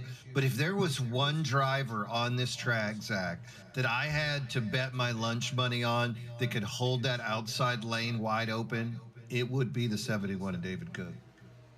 It would. And I like what he's doing now, not giving Sully the inside line he wants. Sully's starting to show him that, right? Show him that nose, like, hey, buddy, it's not going to be much longer. I'm going to go for it. I like doing that. Personally, for my driving style, I like doing what Sully's doing for a few laps, because you know what that normally does, Mean Gene? It creates mistakes. Let's see if it does here. Meanwhile, they almost touched. If we look. Here we go. Danger! Here we go. Danger! High voltage. Cook on the outside. Yeah. This is exactly what we talked about. Watch for Cook to rip the top here, Mean Gene. He's been waiting for this. Old tires. Let's see what happened. No, he cuts it down. He takes the Blaney line. Yeah, he does. But it did what he needed to do. It cut off Sully's run. Sully not able to drift up the track the way he needed to get that corner exit speed. This is complete defense. This is Dennis Rodman driving right now by David Cook. Oh, really good racing right here. Sully, he has been so fast since he's come onto the scene. But David Cook, he will rip it. It's called Cook's Parkway for a reason. Larson Lane, that might be what they call it in NASCAR. But here at MRL, we're going to call it Cook's Parkway. And these guys, I mean, this is 2 laps of side-by-side racing. You know who loves this, though, Zach? It's got to be Tony Iverson. He's like, hey, you know what? If you 2 want to wreck, I don't mind at all. I'm back here in 3rd. I got a little 4-second lead over Jax Duvall. If y'all could just kill each other, I'll take a dub and see how many points I can make up. Redinger, though, Kenneth Redinger running in 7th. He loves to see this. 7th place finish is going to let Redinger probably wrap this thing up. But up front, look at these 2 guys. 14 laps to go. Side-by-side racing, but on 2 outside tires, or the 2 inside tires, and that's going to do it. That was the move. He got so loose there, Mean Gene. That thing almost went around. He did everything he could. I mean, that was awesome by David Cook. I think we all know this, right? He's not getting back to that 21. He had to fight. If he didn't fight, he's not going to give. Oh, man, Cook is loose. Did you see that, Mean Gene? Those tires are rough. Yeah, and I doubt he was holding anything back to hold off that 21, so I'm sure Cook would have loved to have held that lead for a little bit longer, because now it just becomes a matter of survival more than anything. And if this thing stays green, Buddy Sully is cruising. What a drive. And I think it was the latter of the situations we were talking about, Mean Gene. He was just waiting for his moment to strike, and strike he did. You know, funny story, usually when you see side-by-side racing like that, it lets the field catch up. Those 2 guys actually pushed 2 seconds faster, 2 seconds ahead of Tony Iverson, who's running in 3rd. So even though they were running side by side, they were running so fast at that stage of the game, it let them push away from that 3rd place driver of Tony Iverson. Tony Iverson, he's then got a 3-second lead over the 4th place of Jax Duvall, Matthew Fritz. A car I'm looking at, those David Owens. Owens came in a little bit later. Owens, he got 2nd place last year at this track. I would not be surprised. Keep an eye to see if Owens can close that gap on Fritz and Duvall. Not sure he's going to catch Tony Iverson, but David Owens right now running back there in 6th. If he could, maybe make a move and catch up to his teammate, Jax Duvall. Kenneth Redinger also in that picture. Good racing here today, Zach. Such clean racing. Only 1 caution. We've got 10 laps to go here live at Homestead, Miami Speedway. Such good racing, and such a difficult track, potentially amongst the most difficult we've raced all season. But you wouldn't know by these guys and the way they've attacked it. 20 people in this field and 1 caution and so much good racing. Cannot say enough good things about the everyone in this field. We gush over them every week, and it's for good reason. Let's talk one more time about David Cook before we move on from that. Great observation about, they gapped Tony Iverson when they were battling the 21 to 71 there.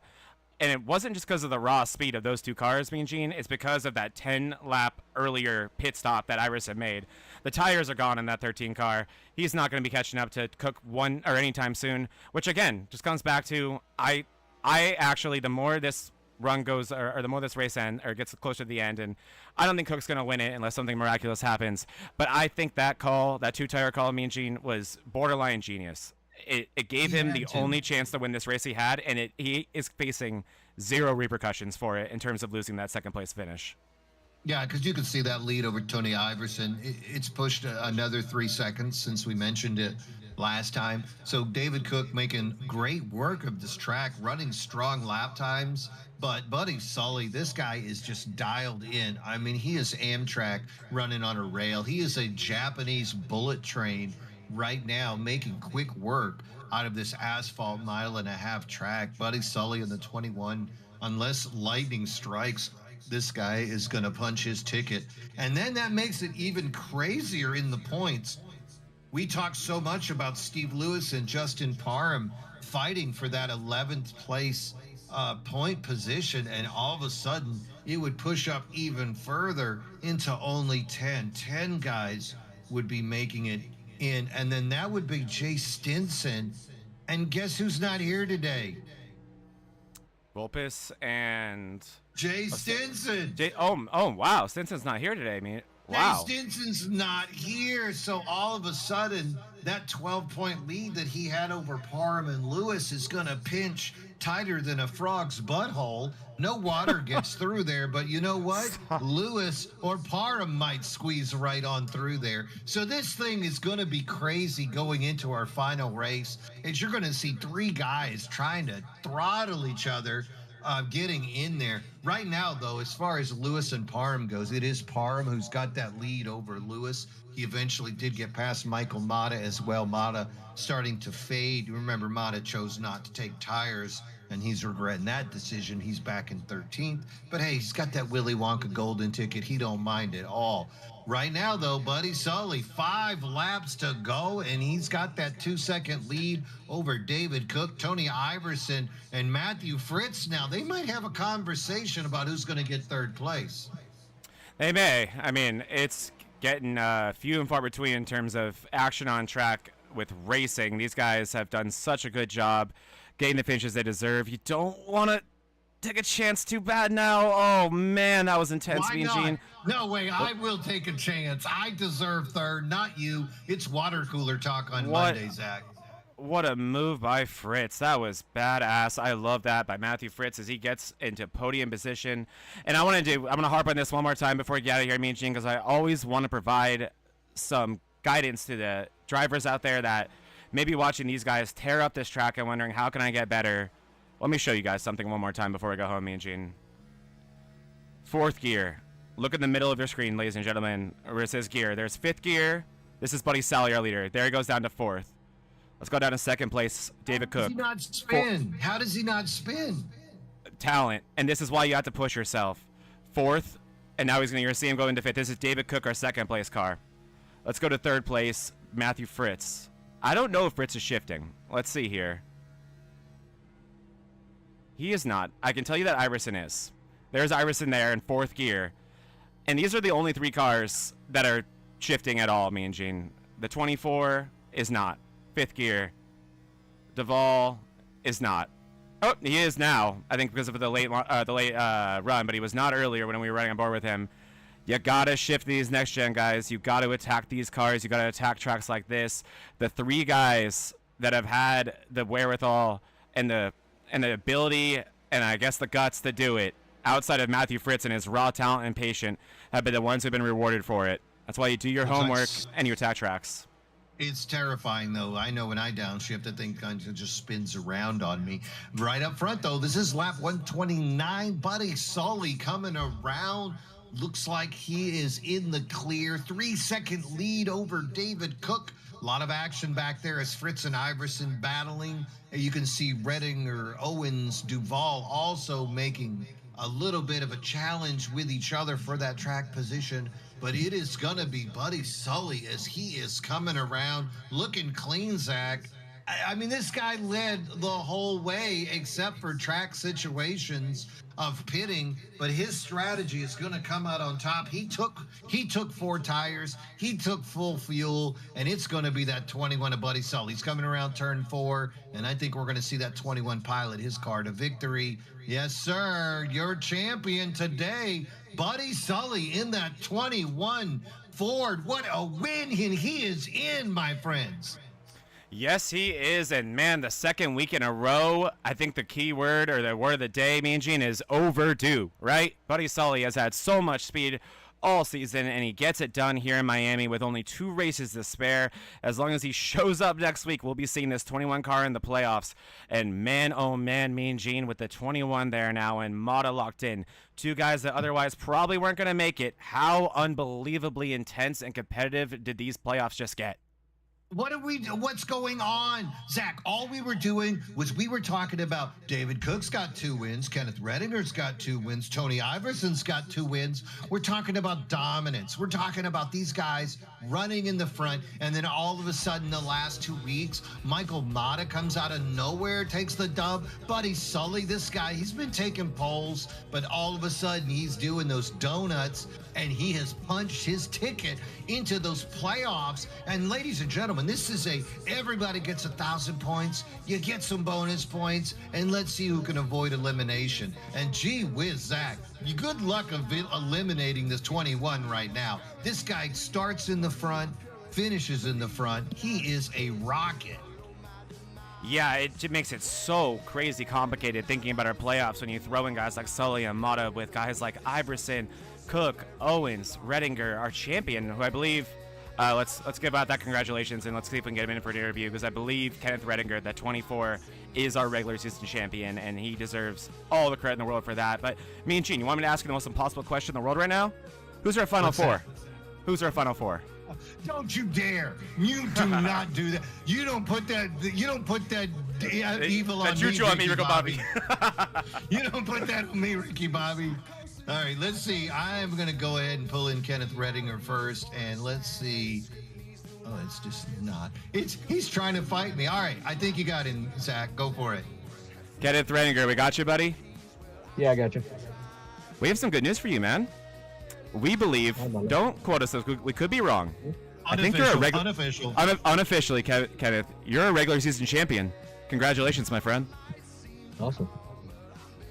You want to talk to us about this season, your approach this season? We've called you Mr. Consistency a lot this year, but you've also gotten the wins. But I mean, I would have loved that after the regular season champion part, me and Gene, but I'll take it. I'll take it. It was slow.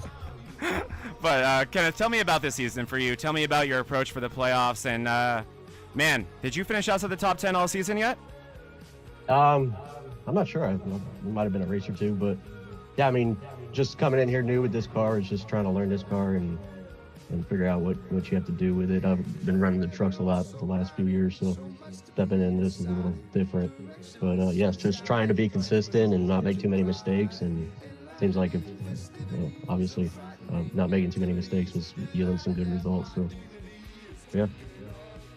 Well, hey man, congratulations. You've been finding success in essentially every MRL league this season. I know you've gotten some truck wins. I'd assume you've had some experience success, but tell me what your mindset is as we approach these playoffs.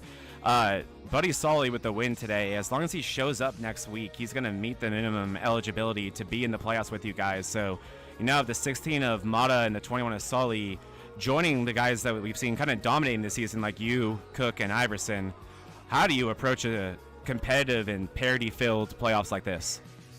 Yeah, I don't know. I don't really have an answer for the 21. He's pretty dominant, so I'm sure once we get going into playoffs, he's going to be one of the guys that are going to be the ones to beat, along with Iverson there. But yeah, I mean, I'm just going to keep doing what I'm doing, just making a few mistakes as possible and try to get the best finish. And I probably have to increase my amount of practice I'm doing the week too. I can't wait till the day of to think I'm going to come in here and run with like that 21 and Iverson and them. Man, yeah, as someone that also runs in this league, I can't tell you how important that tiny bit of extra practice is. For me, it's just getting to the track an hour early before practice even starts seems to be enough for me. But yeah, any little thing you can get to give yourself a tiny upper hand against these guys matters because it's so close. But Kenneth Redinger, congratulations, man. I believe, is this your first full-time season in the Cup Series here? Yes. Well, congratulations as a rookie full-timer champion, man. That regular season championship is important. No one can take that away from you, and no matter how the playoffs go, that is extremely impressive, and congratulations, man. All right, thank you. Yeah, he won it. He won it officially by 37 points over David Owens. So Kenneth Redinger, he is your regular season champion. Congratulations. He will get those 8 playoff points. He will get the 4 additional playoff points for being the champion, and that is a great start for him going in there. But now I'm going to turn our attention to the number 3 finisher, first guy on the podium, the 48 Chevrolet, Matthew Fritz. Are you there, brother? Yes, sir. Matthew Fritz, he has piloted that thing. Man, we've seen you at the front constantly, just teasing, getting into victory lane. Talk to me about this track. I mean, Buddy Sully, nobody had an answer for that. Were you thinking about catching him, or were you looking at the rest of the field? What was going through your mind as you're going through that last stage of pit stop? Just to try to get a top 5. That's all. I wanted. Started 17th and gained 14 spots. It's one of my favorite tracks. I didn't run the top that much. I found the bottom to be better for me, and it worked out. And Buddy ran away with it. So at the last pit stop, I was just looking for a top 5. Yeah, that's been your MO. We talked about the maturization of the drivers. Jose Medina was a guy we talked about, but you are the epitome of consistency and patience. Matthew, you're pretty much locked up 4th place in the regular season. That's going to give you 5 playoff points going into this thing. But something that you're yet to do, we haven't seen you take a pole, we haven't seen you take a stage win, and we haven't seen you be up on top of that podium. Is it building? I mean, is this something, do you have a race in mind, perhaps moving forward, that might be where we see the 48 strike like a viper? Auto Club or Michigan or the road course. I love road course racing, so I got that circled. But I just like being consistent, and it's a great league to run, and I'm just happy to be here. I'll tell you what, you are the face of consistency, Matthew Fritz. This guy has just constantly been in the front, avoiding the accidents, being aware of exactly who is around him, and knowing perhaps that's not the car that he wants to be on the outside of or on the inside of when those tires wear out. Matt, anybody want to give a shout out here today? Oh, I got to thank my mom, dad watching. My mom's business is on the car. I got to thank Jay for painting the car. Kenneth and Justin and Jay for being in the Discord, joking around, making the situation way more funner. So I got to thank you guys for putting on a great broadcast. Well, it is our pleasure to watch you guys put in that race week after week. Hey, I'll tell you what, why don't you reach out? You said your mom got a business, supports you. Why don't you reach out with that? Go ahead and contact Kevin, Kyle, myself. Maybe we could put up a little shout out to mom out there. Moms and dads making it happen for years. Tonight, though, here at Homestead, Miami, Matthew Fritz, he's going to take that 3rd place and lock himself into that 4th place position. Congratulations, Matthew. Look forward to seeing you in the playoffs. I appreciate it, guys. What a strong runner, Zach. That guy, week in and week out, he's knocking on the door. I mean, he's done everything but pull out an axe. He might have to go full Jack Nicholson next week. You heard him say that that's one of his good tracks. We might see it happen. Yeah, I mean, like we talked about a few times the past couple of weeks, Fritz absolutely knocking on that door. He's had so much consistent speed, but he's done what he needs to, and hats off to him. Virtually, locked into the playoffs, gets to fight for a championship. Before David Cook comes in the booth, does Matthew Fritz run Xfinity in this league at all? Do we know? I'm not sure. I do I have not. to pull up. I do not. My other notebook. I was going to say, then you might not know about what this 71 of David Cook does around right turns. My goodness, because that's the introduction. David Cook, we got you. How's it going, guys? There he is. Yeah, how's it going, David? There you are. Yeah, not to spoil anything, Fritz, but yeah, I thought I was gonna be all cute and coming to an Xfinity race earlier this season at Watkins Glen after dominating the truck race, and David Cook embarrassed me. He knows how to turn right better than anyone, but that's not what happened today, David. Let's talk about today because we have a lot of stuff to explore from today. Great run, first of all. Great job today. Let's start with the two-tire pit stop on the last run. What was your mental state there? What led you to that decision, and what's your opinion after everything was said and done?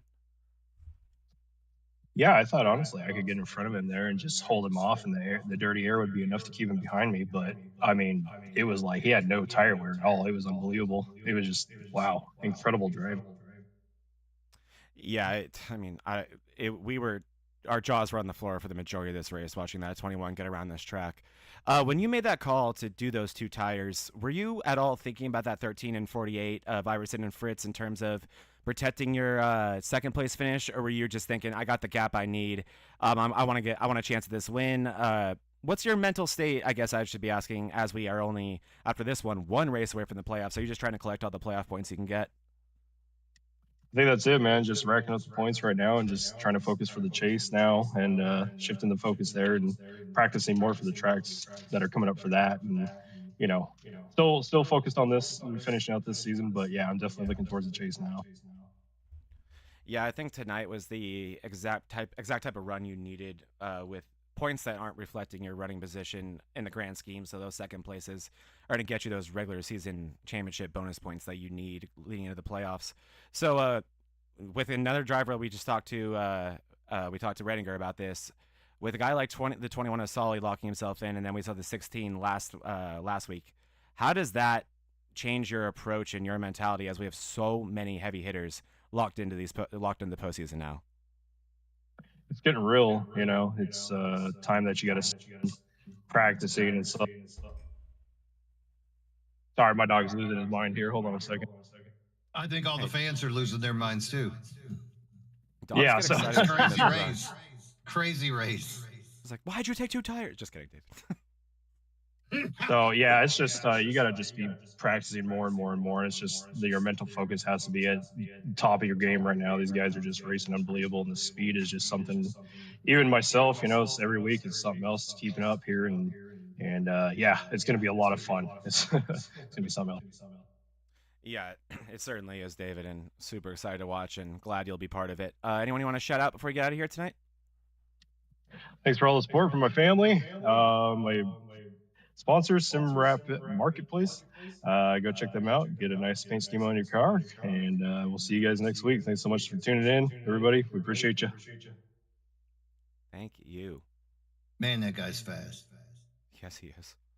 I'll tell you what, though, he was fast, but guess what? There's somebody who was faster. That's right, ladies and gentlemen, the number 21 Ford. He took the victory today. He's in victory lane. That is your pilot of the 21. Buddy Sully, buddy, are you there? Go ahead. Sorry. Oh, wait, I got a button. I got a button for that somewhere. There it is. Buddy, are you there, brother? Yeah, I'm here.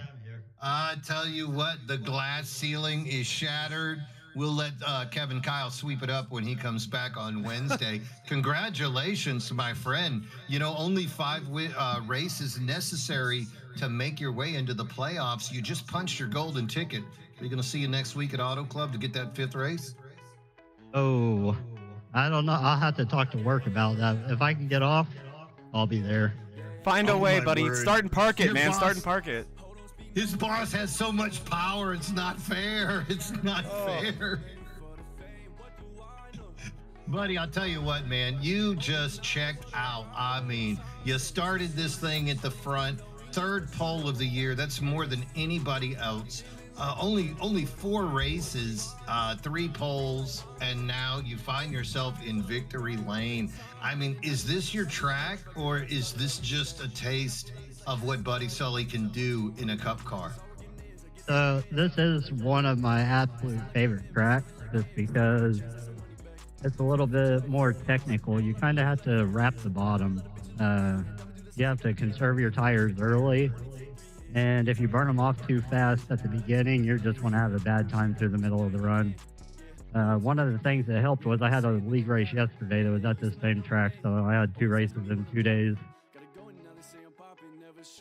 I'll tell you, that really does help. You know, it's funny that you mentioned that strategy of being able to hold that bottom. You know, we have dubbed a group of drivers the 27s. That would be the 26 of Smalley, the 28 of Marrow, the 25 of Jack Sanders. These guys all ran the top, and like you said, we saw their tires vanish as this race went on, and we did monitor how you were riding on that bottom. Really strong to just keep your tires. Speaking of tires, did you know David Cook took 2 to get ahead of you there when all of a sudden you saw that 71 in front of you? No, I had no idea. So it was just a partial tank of fuel, and I thought the light weight caused me to get tight in 1 and 2. So whenever I saw him coming out of the pits, I thought I made the mistake. I had no idea that he took 2 tires. It took a few laps for you to get by the guy. I mean, at some point, did you realize that it was a tire situation? Or, you know, David Cook, he makes a living driving on that outside lane, and that's what he was doing. But as soon as you started poking the 21 down on that apron, it seemed like he went down there as well. David Cook is a fast guy. We've seen it week in and week out, but you were so fast here today. What was your thought process going into making that final pass on him? I knew that I wanted to do it sooner than later because the entire race I was constantly pulling away from him. So I knew if I could get in front of him that it was just a sail away from there. He made it difficult to get to the bottom of him, though, so I had to wait for a run coming out of one of the corners. I don't even remember which corner it was, but I had to wait for a run there to get to his inside, and I knew once I had the inside that it'd be perfectly fine. It was super exciting for us to watch. You guys ran side by side for almost 4 laps. It was about 3.5 laps that you guys were side by side with you on the inside there. And funny story, Tony Iverson was running 3rd at that point, 16 seconds behind. And when you finally made that pass, you guys had a 19-second lead on Iverson. Normally we see side by side racing slow down the pace of the cars, but for you two guys, you guys actually pulled away from the rest of the field. Class of the field today, buddy. Just so strong, so good to see. I mean, you know, tell your boss, Mean Gene said he cannot hold Buddy Sully back. Yeah. We got to see you. We got to see you next week at Auto Club. I mean, hell, get your dog to log in and park the thing just to get your head start. Buddy, literally, we will do what it takes to get you in the playoffs. And Mean Gene, can I sneak in one question? Because we talked about it so we talked about it so much today, buddy. We rode on board with you probably for at least 20 laps tonight. I could not get enough of your of your line. I could not get enough of your shifting patterns. Can you talk about, first of all, how the hell did you find that? You were shifting so unbelievably early. You were pinging the RPMs on entry to where I think it was giving you, correct me if I'm wrong, because I was wrong about everything that happened that 3rd run, according to you. I thought you knew you had 2 tires, and I thought you were being patient, but man. Talk to me about that line you were using. Talk to me about your shifting, and was that engine braking that you were using to get slowed down on the entry? And how'd you find that? I'm sorry to give away your secrets. Oh no, you're good. I'll give away whatever anyone wants to know. So, got him. my entry to that, a lot of these, I can't really consider Homestead a short track, but these cars can take a lot of abuse. And as long as you're not skipping the rear tires whenever you downshift, the engine braking is going to work way better than your brakes are. And as long as you're light on the brakes, that'll set the front and let you turn the car, and the engine is actually what's going to slow the car down for the corner. It'll save your right front, and then you just got to manage your drive off to not burn off the rear. That's crazy, because when I try that kind of stuff, Zach, when I do that kind of stuff, I see that the temperature of my car just go up into the red, and then suddenly there's a puff of smoke, and it's not the good kind, if you know what I'm saying. The only thing you want to watch out for is not accidentally downshifting twice, because that's a bad day. Yeah, I can imagine. Yeah, I'd be the same as you, Mean Gene. I'd be if I were to do that, I'd be spitting out on an entry. So just so impressive, buddy, and thank you for sharing that with us. I think one of the coolest things about having guys like you and our top runners in this league is imparting that wisdom onto the people watching, whether they be in this league or just watching this broadcast. So much value in that those unique lines and learning that, you can look at track guides on YouTube and stuff like that, but learning from guys like you who find their own way to attack tracks really teaches so much. So thanks for sharing that. Oh yeah, you're welcome. Anybody want to give a shout out to before you go, bud? Yeah, Tony and David for hanging out with me in Discord. My wife for letting me do this and not killing me. MVP right there. And you guys for the broadcast. It's always a blast to go back and watch it. Now you make it easy, buddy. You make it easy, man. Really a pleasure. Zach, myself, KK, we've all talked about this. You guys just make this thing fire every week. And to see you rise to the top the way you did and just give us elite drivers week after week. I mean, Zach put me on the spot. He said, give me the Final Four. And I was throwing punches at him. We just can't do that right now, buddy. And you're one of the reasons why. Keep it up, my friend. So good out there. Thank you.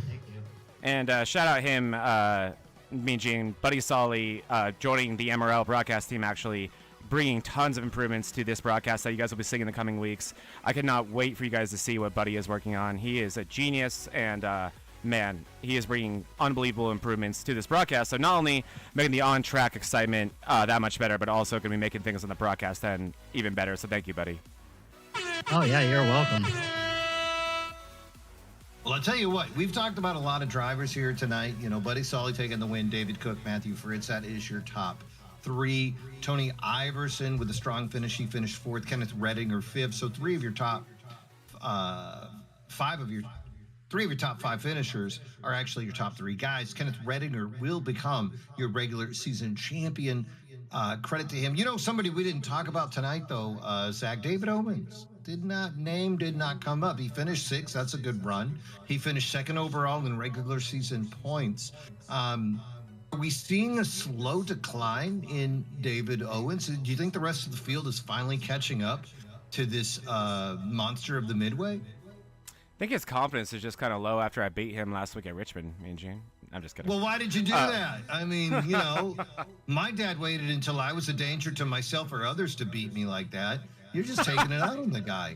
Now, David Owens was one of the fastest guys to go to iRacing, and he had such a lead over the other drivers, and now we're starting to see these guys catch up. But I still wonder, Zach, though, it's the way he drives. I make jokes about another driver. I won't say his name, but we call him Womp Womp in the Wednesday night series, and I also call him He of the Front Bumper. And this lets that guy get to the front. David Owens had a reputation of being a guy that if you got in his way and he was faster than you, that it's your own damn fault. And he would move you. He wouldn't wreck you. He wouldn't do something overly aggressive, but you would find yourself on the outside lane and he would move through. And we just haven't seen that out of David Owens. Moving forward, I mean, I would not be surprised. I think it would be fully justified if we started to see David Owens just drive a little bit more aggressive going into this thing. He's still one of the top 5 elite drivers, right? Yeah, I mean, in all seriousness, with David Owens, in terms of if you want to call what he's doing, which, right, he's still in our top 5 of standings, top 3, I think, if we're being honest. He's second. He got second. Yeah, there we go. It's not so much with Owens as it is, I think, a slump as it is. He runs a lot of series, first of all. Let's talk about that. He runs every MRL series, so this is a guy that's balancing Xfinity, trucks, and next gen. So I can talk all the crap I want to about how I beat him on Thursday, but what I'm not doing is spending time trying to learn to drive this car competitively, while Owens is going to the playoffs in every single league he's running in. So that guy's plate is a lot more full than really anybody else in this league, and it's because he does so much for MRL specifically as a driver and an admin. So there's absolutely that. We didn't talk about him. I just wanted to give him a shout out. And I think moving forward, he's somebody, if he gets a little bit more aggressive, it's not a change in what he's done. It's just the way that he drove and the way that he made himself get up into the top. But for today, class of the field, Buddy Solly, number 21. He's got to run at Auto Club next week if he wants to get in. If he does that, if he can make that field, that only means the top 10 in points are going to make their way in. And that is going to make it such a Los Angeles Freeway for Jay Stinson, Justin Parham, and Steve Lewis as those guys try to figure out their way. This has been a hell of a run right now for the Monday Night Mayhem League, Zach. I feel lucky to be a part of it. I can't wait to see how we finish next week at Auto Club. Final thoughts? Yeah, if Sully shows up next week, which he better, and he will. If he does, yeah, this standings we have pulled up right here, this goes to, I believe, 12. Yeah, it goes to 12. So you can take out the bottom two, not take them out, but you can go off that differential, which would be essentially, I think Stinson wasn't here today, Mean Gene, so probably he loses Parham, like 20 points. Yeah, so it's probably Parham somewhere around. Do you have it on you? 205, 206 is and my then guess. Right behind him, and then Steve Lewis finished one position behind him. So those guys, they're still tight. Parham gets a 1 point advantage over Lewis, but both of them take a 20-point jump over Stinson. Absolutely, and so we're going to go into our last race with, I think, those three being the ones we look at for points racing, but that doesn't even matter as much as we want to pretend like it does, because what's happened the past 2 weeks, someone from the outside looking in has came in and not stolen a win, but gotten what we've been calling an overdue win, and there's other guys in this league who are on the outside looking in who are overdue, who can get the win next week. Like if Matt Novella decides to show up, that will be enough races. Novella, Medina, Case of Beer, all those guys, man. Yeah, absolutely. So if those guys decide, or if those guys show up with enough speed, this thing could be turned upside down. It's so nearly impossible to predict. The only thing that I can predict is that it's going to be fun, and we're not going to know who our final 12 is until that checkered flag next week. And I love that it's gotten this close, and it really is just, in my opinion, the tiniest of previews of how insane it's going to get in the postseason. And how about this? One caution today. These guys, as hard as they're racing each other, they're racing each other clean. If you're a driver at home, you're looking at this, if you hear about it from another friend, MRL, reach out. We got leagues for beginners on Fridays. We got trucks on Thursdays. Don't beat my buddy Zach, though. That's his league. He's going to win it. Going to win it, Zach. It's yours to take. You know, we do Cup on Monday. We do Xfinity on Wednesday. Something for everybody. And as a viewer, please hit like, hit subscribe. We need the support. And hopefully we're putting on a show that you guys like. I know these drivers are doing their part, and I appreciate it so much. Ladies and gentlemen, that's going to do it for us. What an amazing day from Homestead, Miami. Buddy Sully taking home the win, punching his ticket in if he can make it next week at Auto Club. I'm going to give you that final farewell. We love you so much. Please join us next week, and as always, bottoms up and hammer down. Kids screaming in the cradles, profanities. I see the world through ice covered in ink and bleach. Cross